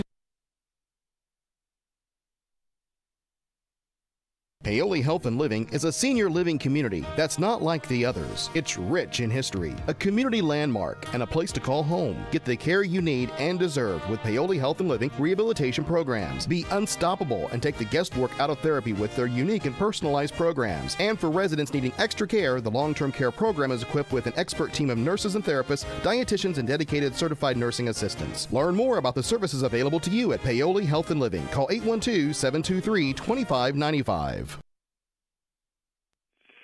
After being down by 12 in the third quarter, Rams trying to rally back here. They've whittled that lead down to 4 at 39-35, and they are in possession of the basketball. Got this game sped up just a little bit, forced Austin into some unforced turnovers. They've done that part of the deal. Now can they finish the other part and score after they've created those turnovers? As Paoli will have the length of the court to go. The Eagles with their foul trouble, mainly in this second half, they have gone from their man-to-man to 2-3. Looks like they will stay in that 2-3 zone. All right, Paoli, chance to get closer, trailing it 39-35 right now. Still 5:20 to go in the ball game. Looks like maybe Austin, they're going to switch back man-to-man this trip. Right side, Spires with it. Spires fumbles for a second, gets it back. We got heavy contact. Ball got free, and we're going to have an out-of-bounds call, as they say that Hughes did not establish himself back in bounds after going out, and that'll be the 10th turnover of the night against Paoli. Rams have had way too many turnovers as well for what they normally have. Now it'll be up to defense to get another stop. 5:11 to go in the ball game. Moeller, real nice freshman. He's got it, brings it into front court. They leave him. Now get it to Roush on the baseline, passes, and it's deflected. Did it go out of bounds? Yeah, off Paoli, and it'll stay with Austin. They'll have to bring it in. They're going to give it to him under the bucket on the right-hand side. That's where the ball went off the fingertips of Paget and hit the baseline. As substitution, as Conklin will come in, and going out will be Schwank. An extra ball handler in there and a little bit more speed and quickness as well for the Austin Eagles. Roush looking down low. Nobody there. Goes to Barger. Left corner three. No good. Barely drew iron. And the rebound. Apple has it for Paoli. In the front court. They get it to Spires. Back out to Apple. He's going to drive in. And as he went to the bucket, he was grabbed and fouled. And that might be trouble for Austin because Hundley was the one reaching in. And that'll be his fifth personal foul. So all of a sudden now two players have fouled out. The two big men in the lineup tonight for these Austin Eagles. Hundley will go to the bench with those 5 fouls and 2 points. And we're going to have to wait and see as Coach Jamison has not made the substitution, and they already gave the ball to Dakota to shoot free throws. So a substitution will have to be made, and let's see Coach Jamison here in the final 4:49 really going to be limited with his bench play because he only normally plays 7 to begin with. He's going to take the entire amount of time allotted to him to make this substitution. And it should be Swank that will come back in. He's still on the bench kind of resting. He's going to call his players over for a little bit of a conversation. They need to start the clock and count down that 60 seconds before the sub has to come in. And it should be over by now. Yeah. And finally we see Schwank come in and should be out there ready to shoot free throws. And here comes Dakota Apple, finally get everybody out of their huddle. Yeah, and Paoli did take advantage of that, too. They huddled around Coach Dusty Cole. All right, now we're ready. We got, 3 on one side, 3 on the other. We're ready at the line. Apple steps up there for Paoli. 1 out of 2 so far tonight. First on the way is too hard off the back rim, no good. Paoli came in shooting just 54% as a team from the free throw line. Rams only scored 7 points in that third quarter of play. 39-35 the score. Paoli down by 4. Apple's second free throw, that one straight through. Got 1 of 2. He's got 4, and it's back to a one-possession ball game at least at 39-36. In backcourt, Barger with it. He's on the far sideline. Gets it to Moeller in front court. Moeller fires it down, and there's Swank all alone. They beat the press that time. Swank's got his first 2, and that was an excellent pass from Moeller to find the big man down low. 5-point lead for Austin. Bring it over to this side to Paget. Paget leaves it off for Apple. Apple, and we're going to have a timeout taken. Coach Dusty Cole didn't like the way things were developing there. He takes time. You're listening to Rams Basketball on Mix 95.3. In need of a financial checkup? Consider Whitfield Investments for comprehensive investment advice and wealth management services.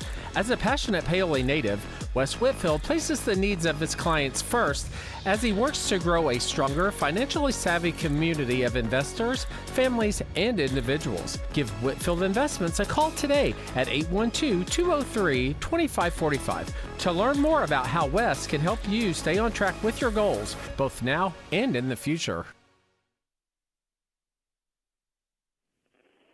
Rams trying to mount a comeback on the road here tonight, down by 5, 41-36, 4:23 to go on the Sullivan Financial Consulting of Raymond James scoreboard.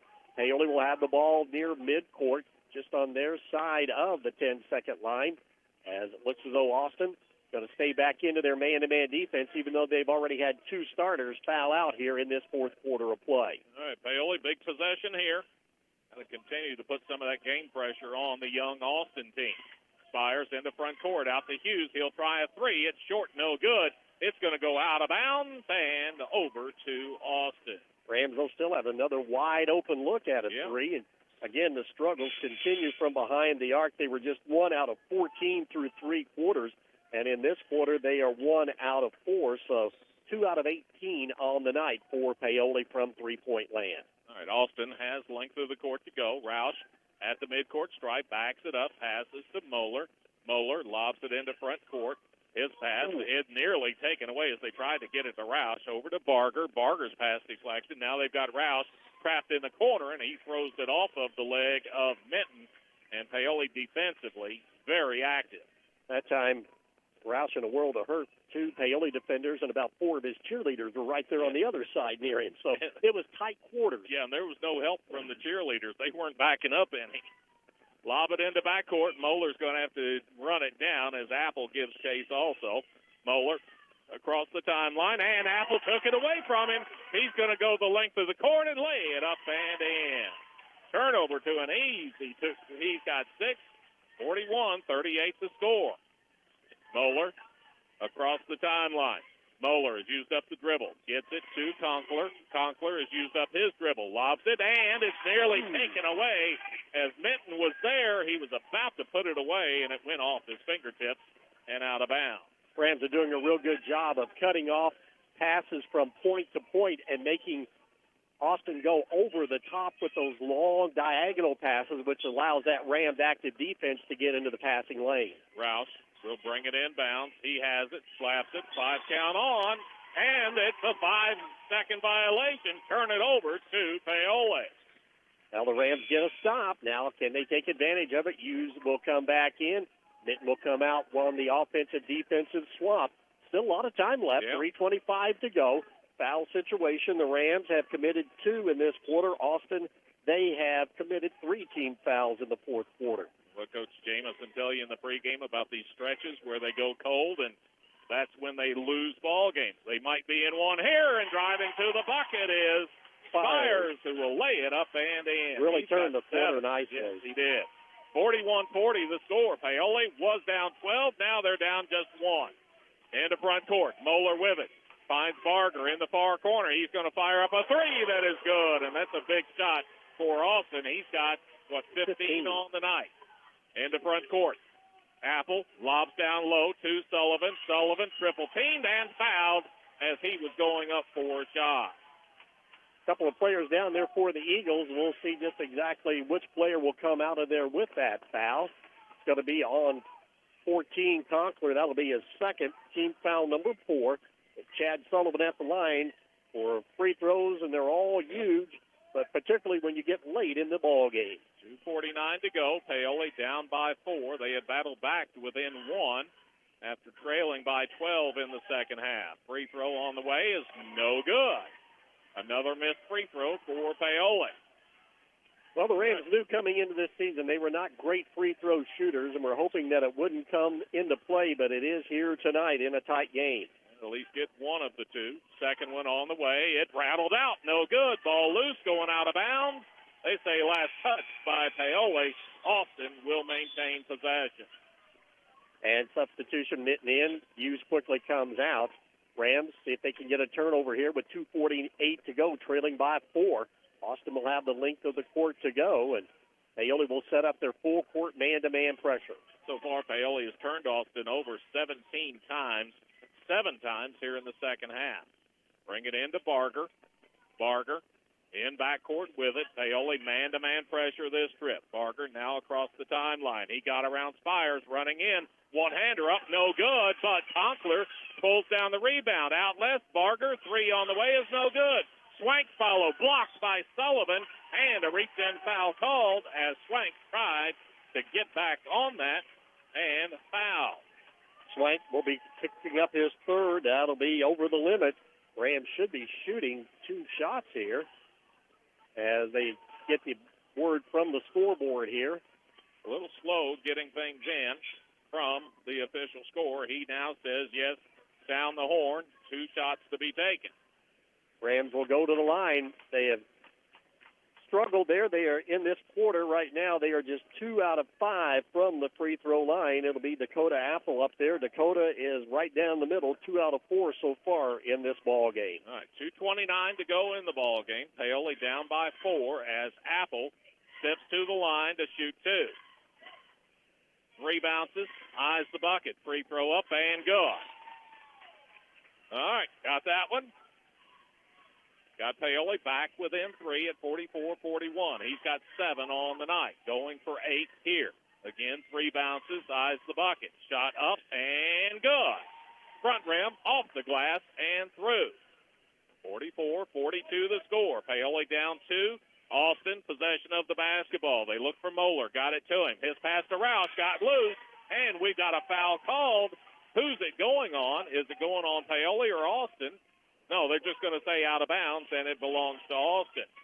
Traylon took the worst of that one. Yes, Got he hit did. on the nose that time, but he was the man that came in. Oh, no, they are going to call a foul, but it's going to be on Austin. Yeah. And this will be on Trayson Rouse, and that'll be his 4th personal foul. And Mitten will clear the cobwebs, so to speak, and go to the free throw line where he is 2 out of 4 in this ball game. All of that coming back in the first quarter of play. Now the official on the baseline just had it out of bounds. The official that was on the far side, he comes in with the foul call. Minton, free throw up and good. Paoli starting to connect at the line. 44-43 the score. Paoli has battled back to within 1 after trailing by 12. Now a chance to tie with Minton at the free throw line. Minton, second free throw on the way. That's too hard, no good. Long kick out of there, and a rebound foul going to be called as Minton chasing after it. Perhaps frustrated, he was going after it and got called for the reach-in. That'll be the 4th on Traylon, but just the 3rd team foul, so no free throws here with 2:24 to go. 44-43 the score. Paoli down by 1. Austin the basketball. Swank in backcourt. Finally gets rid of it to Roush. Ahead to Conkler. Conkler into front court. Gets it off to Moeller. Moeller thought about firing up a 3. Did not. Now goes to Roush for a 3. It's no good. In the lane, Barger comes down with it. And if he went back up, Sullivan is going to get called for the foul as he thought he got a lot of ball up top. And he said, no, the official says you got him on the hand. That'll be the 4th on Chad. Team foul number 4, but it will be 2 shots for Braxton Barger. Barger, he's got 15 points. He's been to the line and hit 1 out of 2 so far in this ball game. Barger's free throw on the way is good. 45-43 the score. Austin on top by 2. 2:08 to go in the ball game. Offense for defense substitutions. Minton comes out, and that will be Hughes checking in for Paoli. All right, Barger ready at the line. Second one on the way. That one's good. Got them both. And it's 46-43. Austin's lead at 3. And Paoli possession of the basketball. Spires brings it across the timeline. Austin, they're going to switch back to that 2-3 zone this trip. Spires recognizes. Now Paoli is set. Pass right side to Apple. Back out to Spires. They look for Hughes coming off the screen. Go to Apple in the lane. Apple fires it back out. And he's going to be called for a travel. He says he was putting down a dribble. The official says, no, you jumped. And that's the turnover. Tough break for the Rams in the lane there. Chance to possibly tie this game. Another critical turnover. Hughes will come out and Mitten back in for the Rams. It's going to be their defense. Going to have another stop here. Barger, he steps out of bounds, brings it into Swank. They went to double team, but he got rid of it quick. Roush across the timeline. He's in a hurry. Drives in and threw it away. Minton comes up with the loose basketball. Driving in, Minton to the bucket. Shot up off the glass and good. Quick timeout taken by Paoli. Paoli down 1, 46-45 with 1:36 to go. You're listening to Rams basketball on Mix 95.3. Paoli Health and Living is a senior living community that's not like the others. It's rich in history, a community landmark, and a place to call home. Get the care you need and deserve with Paoli Health and Living rehabilitation programs. Be unstoppable and take the guesswork out of therapy with their unique and personalized programs. And for residents needing extra care, the long-term care program is equipped with an expert team of nurses and therapists, dietitians, and dedicated certified nursing assistants. Learn more about the services available to you at Paoli Health and Living. Call 812-723-2595. Cave Quarries Incorporated.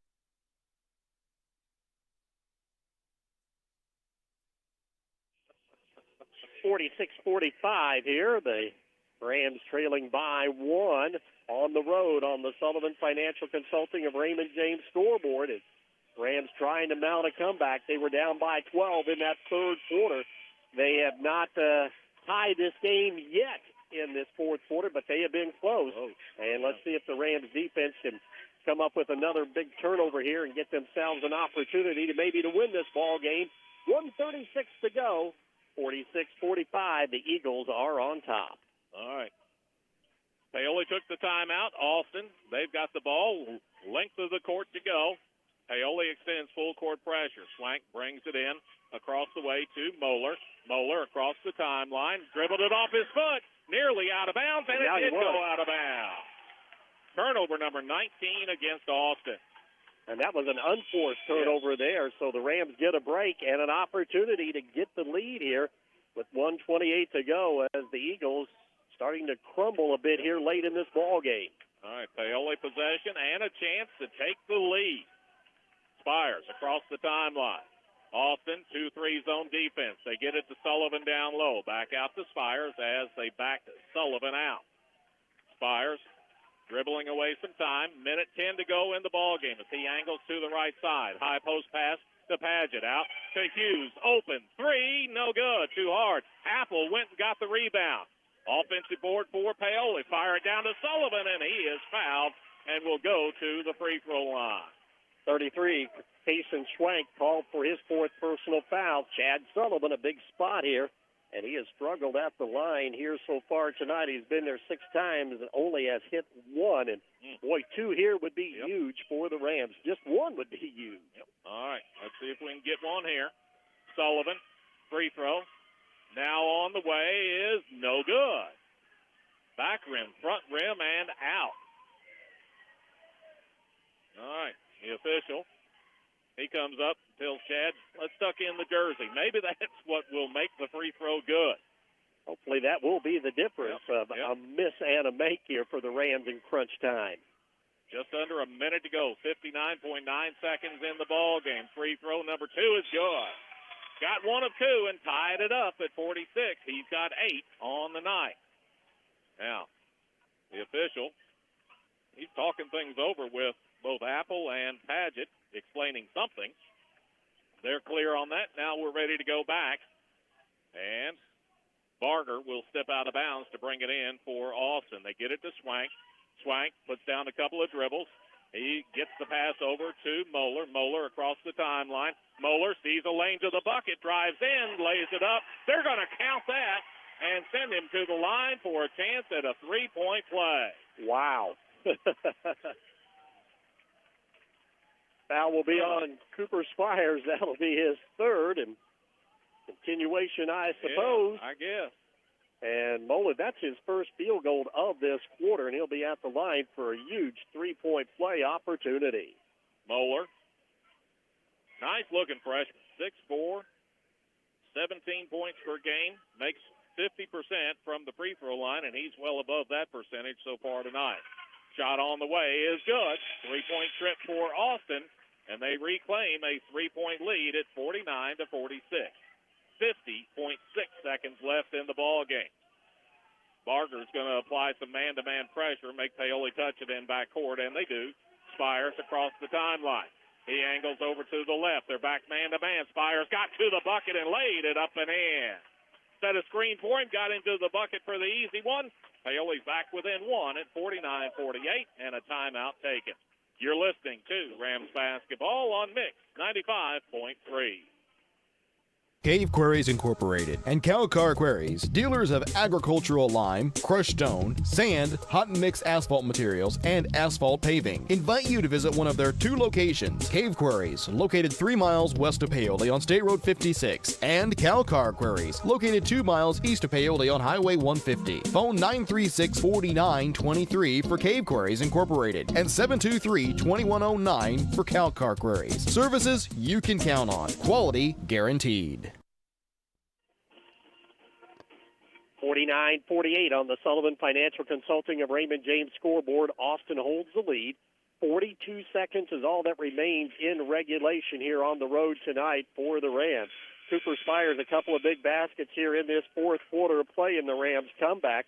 They've had the game tied. They have not had the lead since way back in the first quarter of play. So Paoli looking again. They're going to have to rely on what's been their strength so far this year, and that's their defense. And they'll need to get one more big stop here and hopefully not force a foul to put Austin at the line, as Paoli will come out with their full court man-to-man pressure. All right, Barger will be the man to trigger it inbounds. Paoli, only player not in backcourt is Sullivan. He's right at the midcourt stripe. Official gives it to Barger. Barger can run the line. He gets it into Swank. Swank quickly into Moeller into front court. Did he throw it away? No. They say it was tipped out of bounds by Paoli. Got a fingertip on it. Traylon Minton again right there in the midst of all of that. Ran off about 5 seconds. Let's see if the Rams can do it in the half court. Rouse steps out of bounds. He found Swank underneath. He missed the close-in shot. Sullivan made him change it. Rebound to Paoli. Lob it to Padgett. Kicks it out to Minton. 29 seconds to go in the ball game. Paoli down one with the basketball. Out front. Spires driving in. Got to the bucket and put it up off the glass and in. 18 seconds to go, and Paoli their first lead in a long time. 50-49. Barger launches three. It's no good. Ball loose in the corner. Barger with it again. Fires three. No good. Rebound. Moeller's got it. Ball loose. Paoli comes up with it. Sullivan has it. And what have we got? Coach Jamison of Austin is saying, I called a timeout when we had possession. Let's see if the officials will give it to him or not. And I think they're going to. No, they're going to say Rams basketball. That was a wild scramble. Barger had two good looks at threes, couldn't knock them down. Swank had an even better look at a two that wouldn't fall. Now the Rams just trying to steal one here on the road right now. And just 3 seconds left. Minton steps out of bounds, and a timeout by Coach Dusty Cole of Paola. 3 seconds, all that remains. Rams lead it for the first time this half, 50-49, and possession of the basketball, length of the court to go. You're listening to Rams basketball on Mix 95.3. Are you ready to see the world with clarity and style? Look no further than InFocus Eye Care on West Hospital Road in Paoli. At InFocus Eye Care, they offer comprehensive eye exams, a wide selection of fashionable eyewear, and the latest in contact lens technology. Their expert team is dedicated to providing personalized eye care for the entire family. Call 812-723-4752 and schedule your appointment. Now, open Monday through Thursday from 8 to 5. InFocus Eye Care, where your vision is their focus. 3.1 seconds is all that remains on the Sullivan Financial Consulting of Raymond James scoreboard. Cooper Spires' basket, his third in this quarter at the 18-second mark, gave the Rams the 50-49 lead. The last time the Rams had a lead was at 5-3 back in that first quarter of play. Rams just got to get the ball in very quickly. You know that there will be a foul. The Rams would just like to get it in, get about 2 seconds off this clock, and get out of here with the win, and Minton will trigger it in. All right, Minton steps out of bounds. Paoli lines up four to the right of the lane. Minton now has it, slaps it, looking, comes in to Hughes. Hughes, and just as he gets it in bounds, he is grabbed and held, and that took about a second and a half.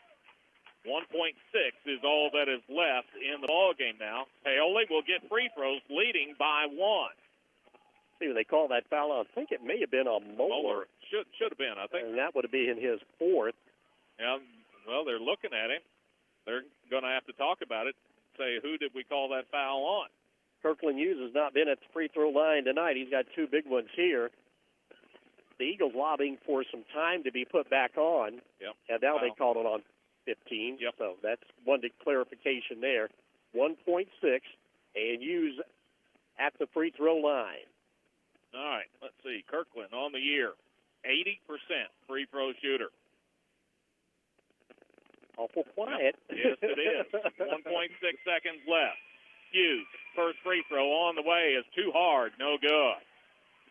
Score stays at 50-49, and I'm thinking back to an Austin Paoli game at Paoli a few years back with a nearly 80-foot shot that was made at the buzzer. Timeout taken by the Eagles. They trail by one. The Rams still one free throw to go here in this ball game. You're listening to Rams basketball on Mix 95.3. Tired of slow internet and weak Wi-Fi? Get connected with Orange County Fiber, your local reliable fiber internet service. With powerful parental controls, device prioritization, and built-in cybersecurity, your whole family can browse, stream, and game with confidence. And that's not all. Some plans even include indoor and outdoor cameras or video doorbells for extra peace of mind. Call Orange County Fiber at 812-865-2229. Fast, safe, and smart internet for your home or business. Rams trying to hold on for a come-from-behind win tonight on the road at Austin. Lead at 50-49 with 1.6 seconds to go. Rams are 6 out of 12 in this quarter at the free throw line. Kirkland Hughes was fouled over the limit. Austin Hughes missed the first. Now he stands by himself up there waiting for Austin to break out of their huddle. As the Rams can decide this game, 2 would be huge, which means that a 2 would tie, a 3 would win it, but only 1.6 seconds remains in this ball game, so it's going to have to be something quick for the Austin Eagles. But, man, the way their freshman Micah Moeller can shoot, he's deadly from anywhere on the court. All right, Hughes to the free throw line for Paoli. Second free throw on the way is no good, too hard. Rebound, Roush has it. He'll launch from three-quarters court. It's off the mark and no good. And Paoli, somehow, some way, has come around with a 50-49 win, outscoring Austin in that final quarter, 21-10. 50-49 was your final. We'll take a break, come back, start talking about this one. You're listening to Rams basketball on Mix 95.3. If there's one thing we all share, it's that our lives are all unique. At Raymond James, we believe that's worth celebrating because financial planning isn't just about numbers and figures. It's about creating the life you envision. So whether you're building a future or preparing for retirement, a Raymond James financial advisor can guide you each step of the way. To learn more, call financial advisors Jamie Sullivan or Jenny Baker at 812-849-2670. Raymond James & Associates Incorporated, member New York Stock Exchange, SIPC. Springer Insurance is proud to support our Paoli Rams as they work toward a successful season. The hard work that goes into training and preparation is something we truly value. Mark, Daniel, Thomas, and Greg will work with our team at Indiana Farmers Insurance to find the best coverage for your home, auto, farm, or business. Visit us at Springer Insurance in Orleans or call 812-865-3133. We love taking care of customers as much as we love our Rams. Go Rams! An exciting one tonight as the first part of the season for Paoli ends before the Christmas break, and they will take a 50-49 win home with them, make the trip home a little bit more enjoyable. But it was everything but an easy win tonight as Paoli trailed by as many as 12 in the second half before mounting a comeback in that fourth quarter of play to come away with that 1-point win. We look back at this ball game. We had 4 ties, 2 lead changes in the first half, 1 tie, 2 lead changes in the second half. Early on, Paoli got out to a 4-0 start before Austin came back. They wound up tying the score at 5 before Austin would forge out to a 5-point lead at 12-7. That was with 2:15 to go in the first quarter of play. Paoli got a couple of points closer at the end of the first quarter. Got it back to a 12-9 deficit after 1. That was the way we went to second quarter play. Paoli able late in that second quarter to get out in front. Austin held as much as a 3 to 4 point lead in that second quarter of play before Paoli starts to make some free throws late in the second quarter. They got out in front by 1, led it 21-20, and then 22-21 at the halftime break.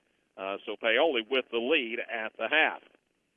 Second half, that was not a good start to the third quarter for Paoli. One of the 2 lead changes that we had in that second half was just 20 seconds in. As Austin came out, they knocked down a 3, Barger did, that gave them a 24-22 lead. Austin would go on to score the first 12 points of the second half, and they led it 33-22 with 4:42 to go in that third quarter of play. Paoli would come back with a couple of buckets, got it down to a 7-point margin at 33-26 before Austin was able to bump that thing up again. They go on another run and got their biggest lead of 12 at 39-27. That was with 1:05 to go in that third quarter of play. Paoli would get the final 2 points of the third quarter, got back within 10 at 39-29. That was going to fourth quarter action. Paoli started chipping away, and the way they did it was to turn up the wick on the defensive end. They managed to create some turnovers, it was Cooper Spires offensively in that fourth quarter with several nice drives that helped Paoli get back into it. But as the quarter went along, Paoli started the quarter down 10.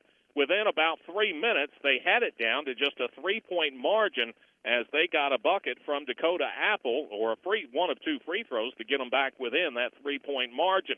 Paoli continued to battle away after Austin bumped that lead back up to 5. Paoli would score 4 straight to get it within 41-40. That was with 3:10 to go in the ball game, and that was on a Cooper Spires driving layup. Austin, as would be the case for the next couple of minutes, when Paoli would get it down to that 1-point margin, Austin would respond with a big bucket, and it was Barger this time knocking down a 3 with 2:59 to go that gave Austin a 4-point lead. Paoli continued to just chip away at it. Austin went cold, went about a minute and a half with no points. Paoli, they were able to get to the free throw line, but were not making the majority of them. They got there 6 times, but could only close within 1 at 44-43. That was with 2:26 to go in the ball game. Austin would convert on 2 free throws. Barger again knocks down 2 free throws with 2:08 to go, and they were up by 3 at 46-43. Paoli runs off the next 3 as Minton gets a bucket off of a turnover. Then they get 1 of 2 free throws from Chad Sullivan at the 59-second mark to tie it at 46. Austin again, they respond as Moeller, their really good-looking freshman, he knocked down a 2, got a free throw with it, a 3-point trip, and Austin was up 49-46 with 50 seconds to go. Then Cooper Spires gets 2 buckets late. The first at the 42-second mark, got it down to a 49-48 score. Then again, Spires, they set up that play where they set a pick at the free throw line. He gets around his man, drives to the left side of the lane, gets to the bucket and lays it in, and Paoli's up 50-49. Austin had another crack at it, could not get several shots to fall, and they got a couple of really nice looks for Barger at the 3-point line. He missed on both. The scramble ensued. Paoli wound up with the basketball and were fouled after calling a timeout. They sent Kirkland Hughes to the free throw line to shoot 2. He missed the first, missed the second. Austin rebounded, and with just 1.6 seconds left, did not have time for much of anything other than a heave that was off the mark and no good. So 50-49 was your final. Paoli, they wound up winning the rebounding margin by a slim margin at 34-32. Turnovers, Paoli, 11 turnovers against them, 19 against Austin. Well, you add that much up, you get a 50-49 win for Paoli. When the Buddy's Food and Fuel postgame show continues, we're going to be taking a look at some of the individual and team stats from tonight's ball game. You're listening to Rams Basketball on Mix 95.3. Looking for a reliable landline phone service you can trust? With Orange County Fiber, you'll get crystal clear phone service that's perfect for staying connected. Home or business, we've got plans that fit. Bundle with fiber service or home security monitoring and save every month. Count on the local service you already know and trust with Orange County Fiber. Visit us at www.myremc.coop or call 812-865-2229. Simple, dependable service made just for you. This is Craig Boozy, President and CEO of Springs Valley Bank and Trust Company. As this year comes to a close, we celebrate what matters most, our customers, communities, and neighbors. At Springs Valley, banking is about building relationships and helping you achieve your financial goals. Thank you for trusting us to be part of your journey. From all of us at Springs Valley Bank and Trust, we wish you a joyful holiday season and a new year full of success and opportunity. Loyal to you, your family, and your future. Member FDIC, Equal Housing Lender. Now the Buddy's Food and Fuel postgame show continues. Buddy's Food and Fuel on North Gospel Street in Paoli. You look back at this ball game, and I think an understatement to say it was a struggle. Paoli, I mean, they played hard, but it just seemed like it was one of those 2 steps forward, 3 steps back kind of nights where they were doing some things right, just enough wrong, and Austin played well for about 3.5 quarters. And then a young ball club that maybe hasn't figured out how to win ball games, they almost acted like they were afraid to go ahead and win it, and Paoli took advantage. That they did. The Rams a good test. They had not been in a situation like this through 3 games. Everything had been a blowout prior to this game, and this one went literally down to the wire, and the Rams were able to hold on 50-49. Win on the road when you don't play your best basketball, and that says something about this team. It was a struggle, though, for the Rams shooting the basketball. Let's take a look at 2-point shooting tonight. First quarter, the Rams were 1 out of 7, 4 out of 11 in the second, 3 out of 14 in the third, but turned it on in the fourth, going 6 out of 6, making them 14 out of 38 for 36% on the night. 3-point shooting, boy, that was a struggle from beginning to end. 1 out of 4 in the first quarter, 0 for 4 in the second, 0 for 6 in the third, and just 1 out of 5 in the fourth. 2 out of 19 in the game for 11%. Again, the Rams leave some points at the free throw line, going 4 out of 9 in the first quarter, 5 out of 7 in the second, 1 out of 2 in the third, 6 out of 13 in that fourth quarter. For the game, Paoli was 16 out of 31 for 52%. For Austin, they were lighting it up in the first 3 quarters of play, 2-point range, 3 out of 5 in the first quarter, 1 out of 1 in the second, 3 out of 6 in the third, 2 out of 6 in the fourth, 9 out of 18 for the game for 50%. 3-point shooting, they were 2 out of 4 in that first quarter, 1 out of 8 in the second, 2 out of 4 in the third, and 1 out of 8 in the fourth. 6 out of 24 for the game for 25%. Austin did not shoot a free throw in the first quarter. They went 4 out of 6 in the second, 6 out of 11 in the third, and 3 out of 3 in the fourth quarter. 13 out of 20 at the line for the Eagles for 65%. The Rams hold on to win it 50-49. We'll talk with head coach Dusty Cole about this win when we continue with the Buddy's Food and Fuel postgame show. You're listening to Rams basketball on Mix 95.3. Sleep better knowing your home is protected. Imagine rainstorms rolling in, and you at peace knowing your home is protected by the best in the business. Join hundreds of Indiana homeowners who trust Summers Seamless Guttering. Your fully insured local experts in gutter installation, gutter cleaning, and gutter guard protection. Whether it's a new construction or time to replace your old leaky gutters, we have you covered. Our American-made seamless gutters are custom cut on-site, backed by multiple warranties for your peace of mind, installed by local experts who treat your home like their own. Love your home, protect it properly.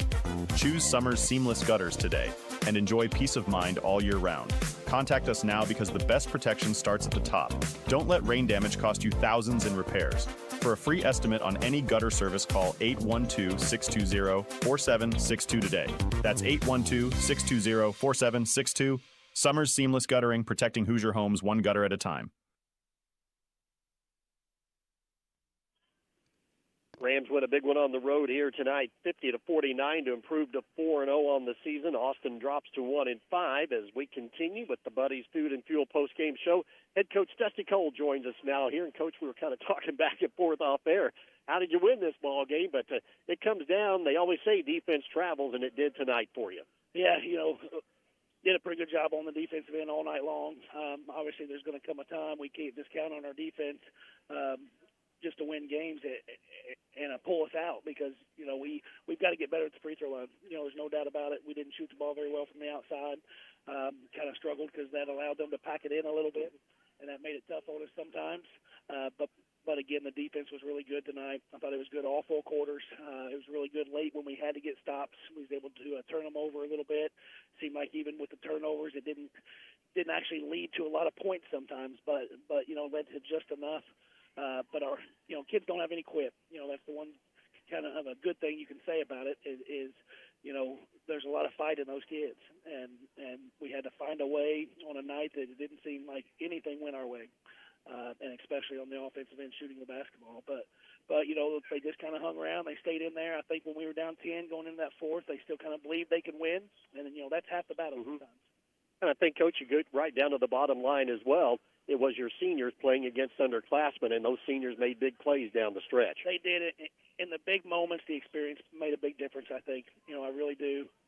We've been in those positions before. We've been down late in games before. We've had the experience to battle back. To be honest with you, those kids have not had to lead late in games. They've lost a couple games this year. They've had some close games kind of late, but usually they're playing from behind just a little bit late in these games. And as they get some experience doing that, it's probably a good thing we played them early in the year on a night like this because they'll get better and better at it. They got some terrific players. They got a lot of youth. And I thought they played a good basketball game tonight. And I thought that their kids really competed. So, you have to give them a lot of credit, too. We didn't play our best night, but anytime that happens, the other team has a little bit to do with that. So I thought they did a good job. They had a good plan coming in. Their kids played hard, and they were in position to win this game. But again, the experience kind of showed out. Our kids just kind of showed some fight and was able to make just enough plays. Well, games like this, Coach, you just got to find a way to win and get out of here. Yeah, and we've got to do a lot of shooting. Which we already do in practice. But I told all the guys in the locker room, we've got to get better at it. We can't continually rely on our defense to pull us out in games like this, especially. We have to shoot the ball better. The only way to shoot the ball better is you got to practice more. And I know we shoot a lot in practice, but they're going to have to start putting a little more time in on their own, maybe come in the mornings. I don't know. But the repetition is the only way you're going to get better at those things. And that's where you get the confidence, too. That's where the confidence comes from. It comes from kids that have shot and shot and shot. And then those kids go up there with a little more confidence. And we got a lot of three-sport athletes here, so sometimes they don't get enough shots. They start getting them in the season. I think later in the season we will shoot the ball better. I really do. But we're going to have to make some time to shoot. They're going to have to make some extra time to shoot, or we're going to have a lot of nights like this, I think. Well, Cooper made 3 great drives, Coach, to finish layups in the critical time of this ball game. We came out at the start of that third quarter, and there was a couple calls, maybe didn't go our way, but we came out there at the start of that quarter and really started playing a half-court game all of a sudden. They were the ones in foul trouble. They had 3 or 4 kids with 3 fouls. They just packed in a 2-3 zone, and we didn't have any attack to us. We missed a couple shots outside, but we didn't have any attack. I thought we caught the ball in the middle of the lane a couple times, and we should have just turned and attacked a little bit. We had them on the ropes. They were playing that defense for a reason because they had to. They didn't have a choice. They had to pack it in because they had all kinds of they had foul problems. And next thing you know, I looked up, and we're kind of walking it up every time. Even when they scored, we're just taking it out of the basket real slow. We're walking up on a night like this when everything's kind of difficult. You got to find a way to get some easy baskets. And sometimes that's, pushing the ball off the floor. We have to keep attacking on the offensive end. We almost played like we had the lead. And you kept looking up there, we're going down 6, we're going down 8, we're going down 10, and we're kind of playing the same way. So it took us about 5 or 6 minutes in that third quarter and almost got down about 10 points, maybe 12, before our kids kind of realized. And we took that time out, and we said, guys, we are playing way too slow, and we have no attack to us. And again, we had them on the ropes, and we almost let them off the hook a little bit. So I was kind of disappointed in that pace there to start that second half and kind of how we played that. We want to play a little faster. We want to get some easy shots. We want to create some easy shots, and we didn't do that. But again, just something we can watch on tape. There's going to be lots to look at this game. Anytime. I'm glad we pulled out the win, but there's still going to be plenty.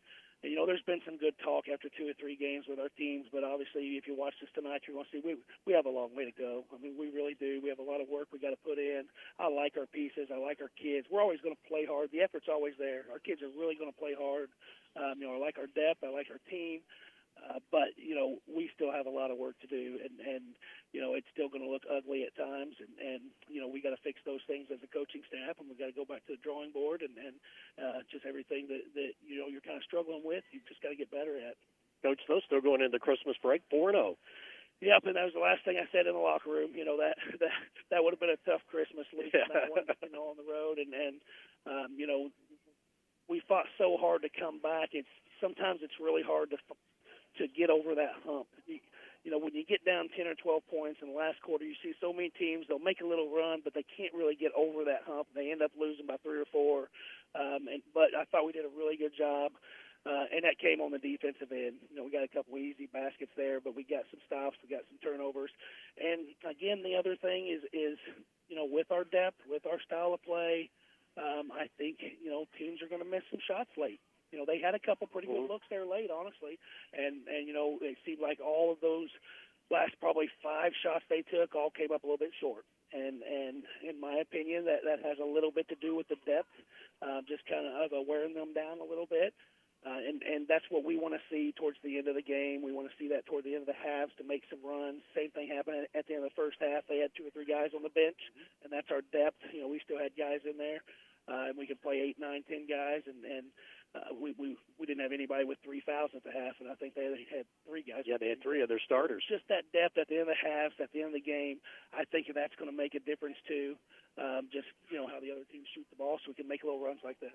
Well, Coach, get a little bit of a break with the holidays in there, but when we come back on the 29th over at Madison in that holiday tournament, a big day of basketball for you when you have to take on both Brownstown Central in the afternoon and then Southwestern in the evening.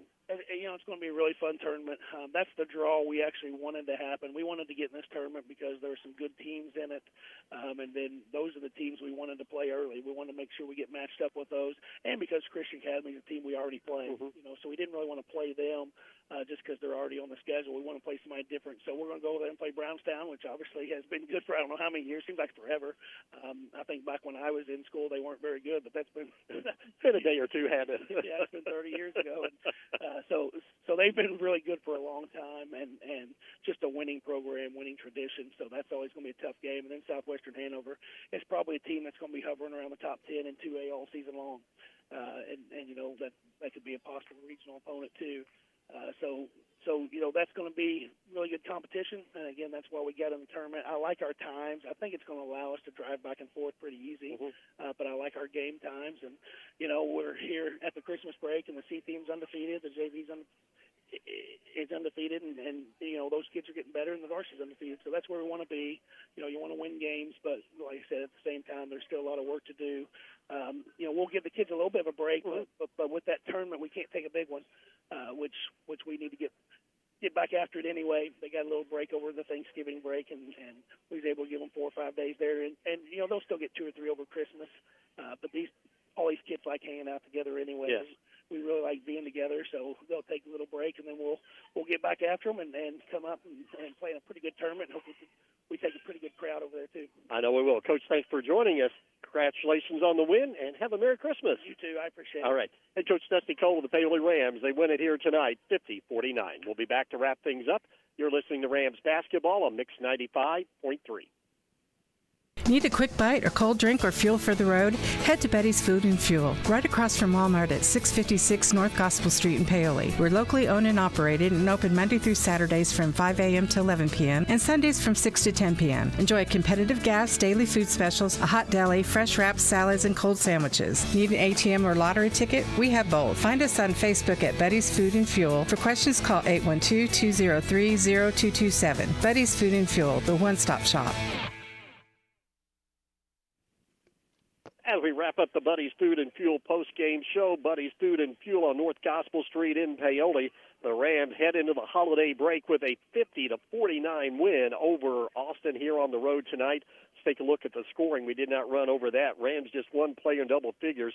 That was 11 by Cooper Spires, but he had 6 of those big points in a critical stretch down late in this ball game when the Rams were able to tie and get the lead. But then very balanced after that, 8 for Kirkland Hughes, 8 for Chad Sullivan, and 8 for Dakota Apple, 5 for Trey Mitten. 3 of those big points in that fourth quarter of play. 4 on the night for Ian Sullivan at a big 3-point play in the fourth quarter. 4 for Justin Thornton. Dane Padgett with 2 as well. Cade Wall saw action but did not score. Austin got all of their scoring from their starting 5 tonight. They were led by their great-looking freshman, Micah Moeller. He had 19 to pace the way. Braxton Barger had a bunch of threes. He had 17 on the night. Rams did a good job of keeping the sophomore, Trayson Roush, in check. He had 7.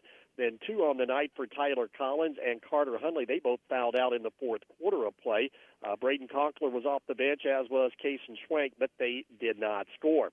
Austin led 12-9 at the end of 1. The Rams were up 22-21 at the half, but a big third quarter for the Eagles where they outscored Paoli 18-7 and had a 39-29 lead at the end of 3. But then Paoli comes storming back, outscored the Eagles 21-10 in the fourth and final quarter of play, and win it tonight by a score of 50-49 here in a big come-from-behind win. When you don't play well, the Rams will find a way to win.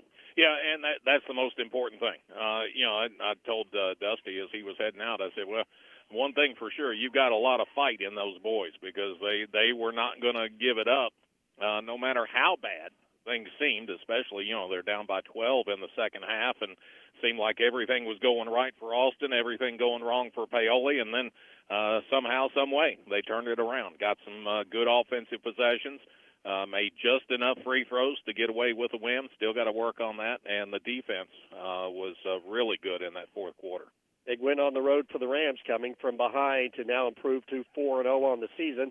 Austin Eagles, they are now 1-5. They have lost 5 in a row. They'll be back home, though, tomorrow night here at the Riggle Gymnasium. They have a big conference showdown with the Madison Cubs, a team that the Rams could face here after the Christmas break over at the Madison Holiday Tournament.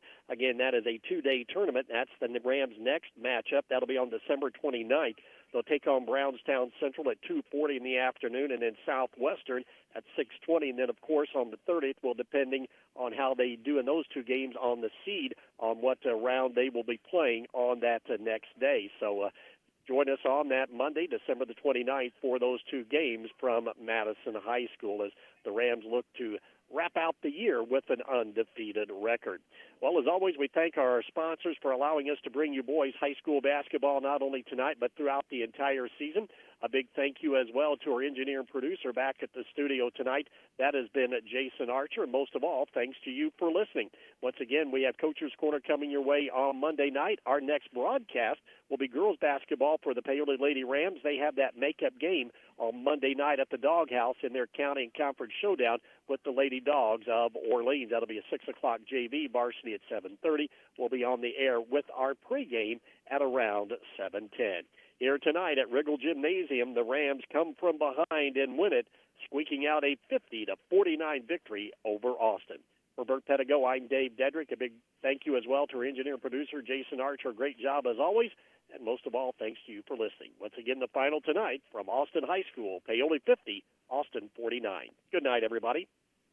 This coverage of high school sports on Mix 95.3 WUME has been made possible by our incredible community sponsors: Bender Lumber, Buddy's Food and Fuel, Cave and Cal Car Quarries, Gilman Scott Funeral Home, Hoosier Hills Credit Union, Hoosier Hardware, In Focus Eye Care, Jeremy Payton Edward Jones, KFC of Paoli, Orange County REMC and Orange County Fiber, Orange County CASA, Paoli Health and Living Community, Springs Valley Bank and Trust, Summers Singles Guttering, Sullivan Financial Consulting of Raymond James, Springer Insurance, Team OC Youth Mentoring, Whitfield Investments, and the Orange County Community Foundation.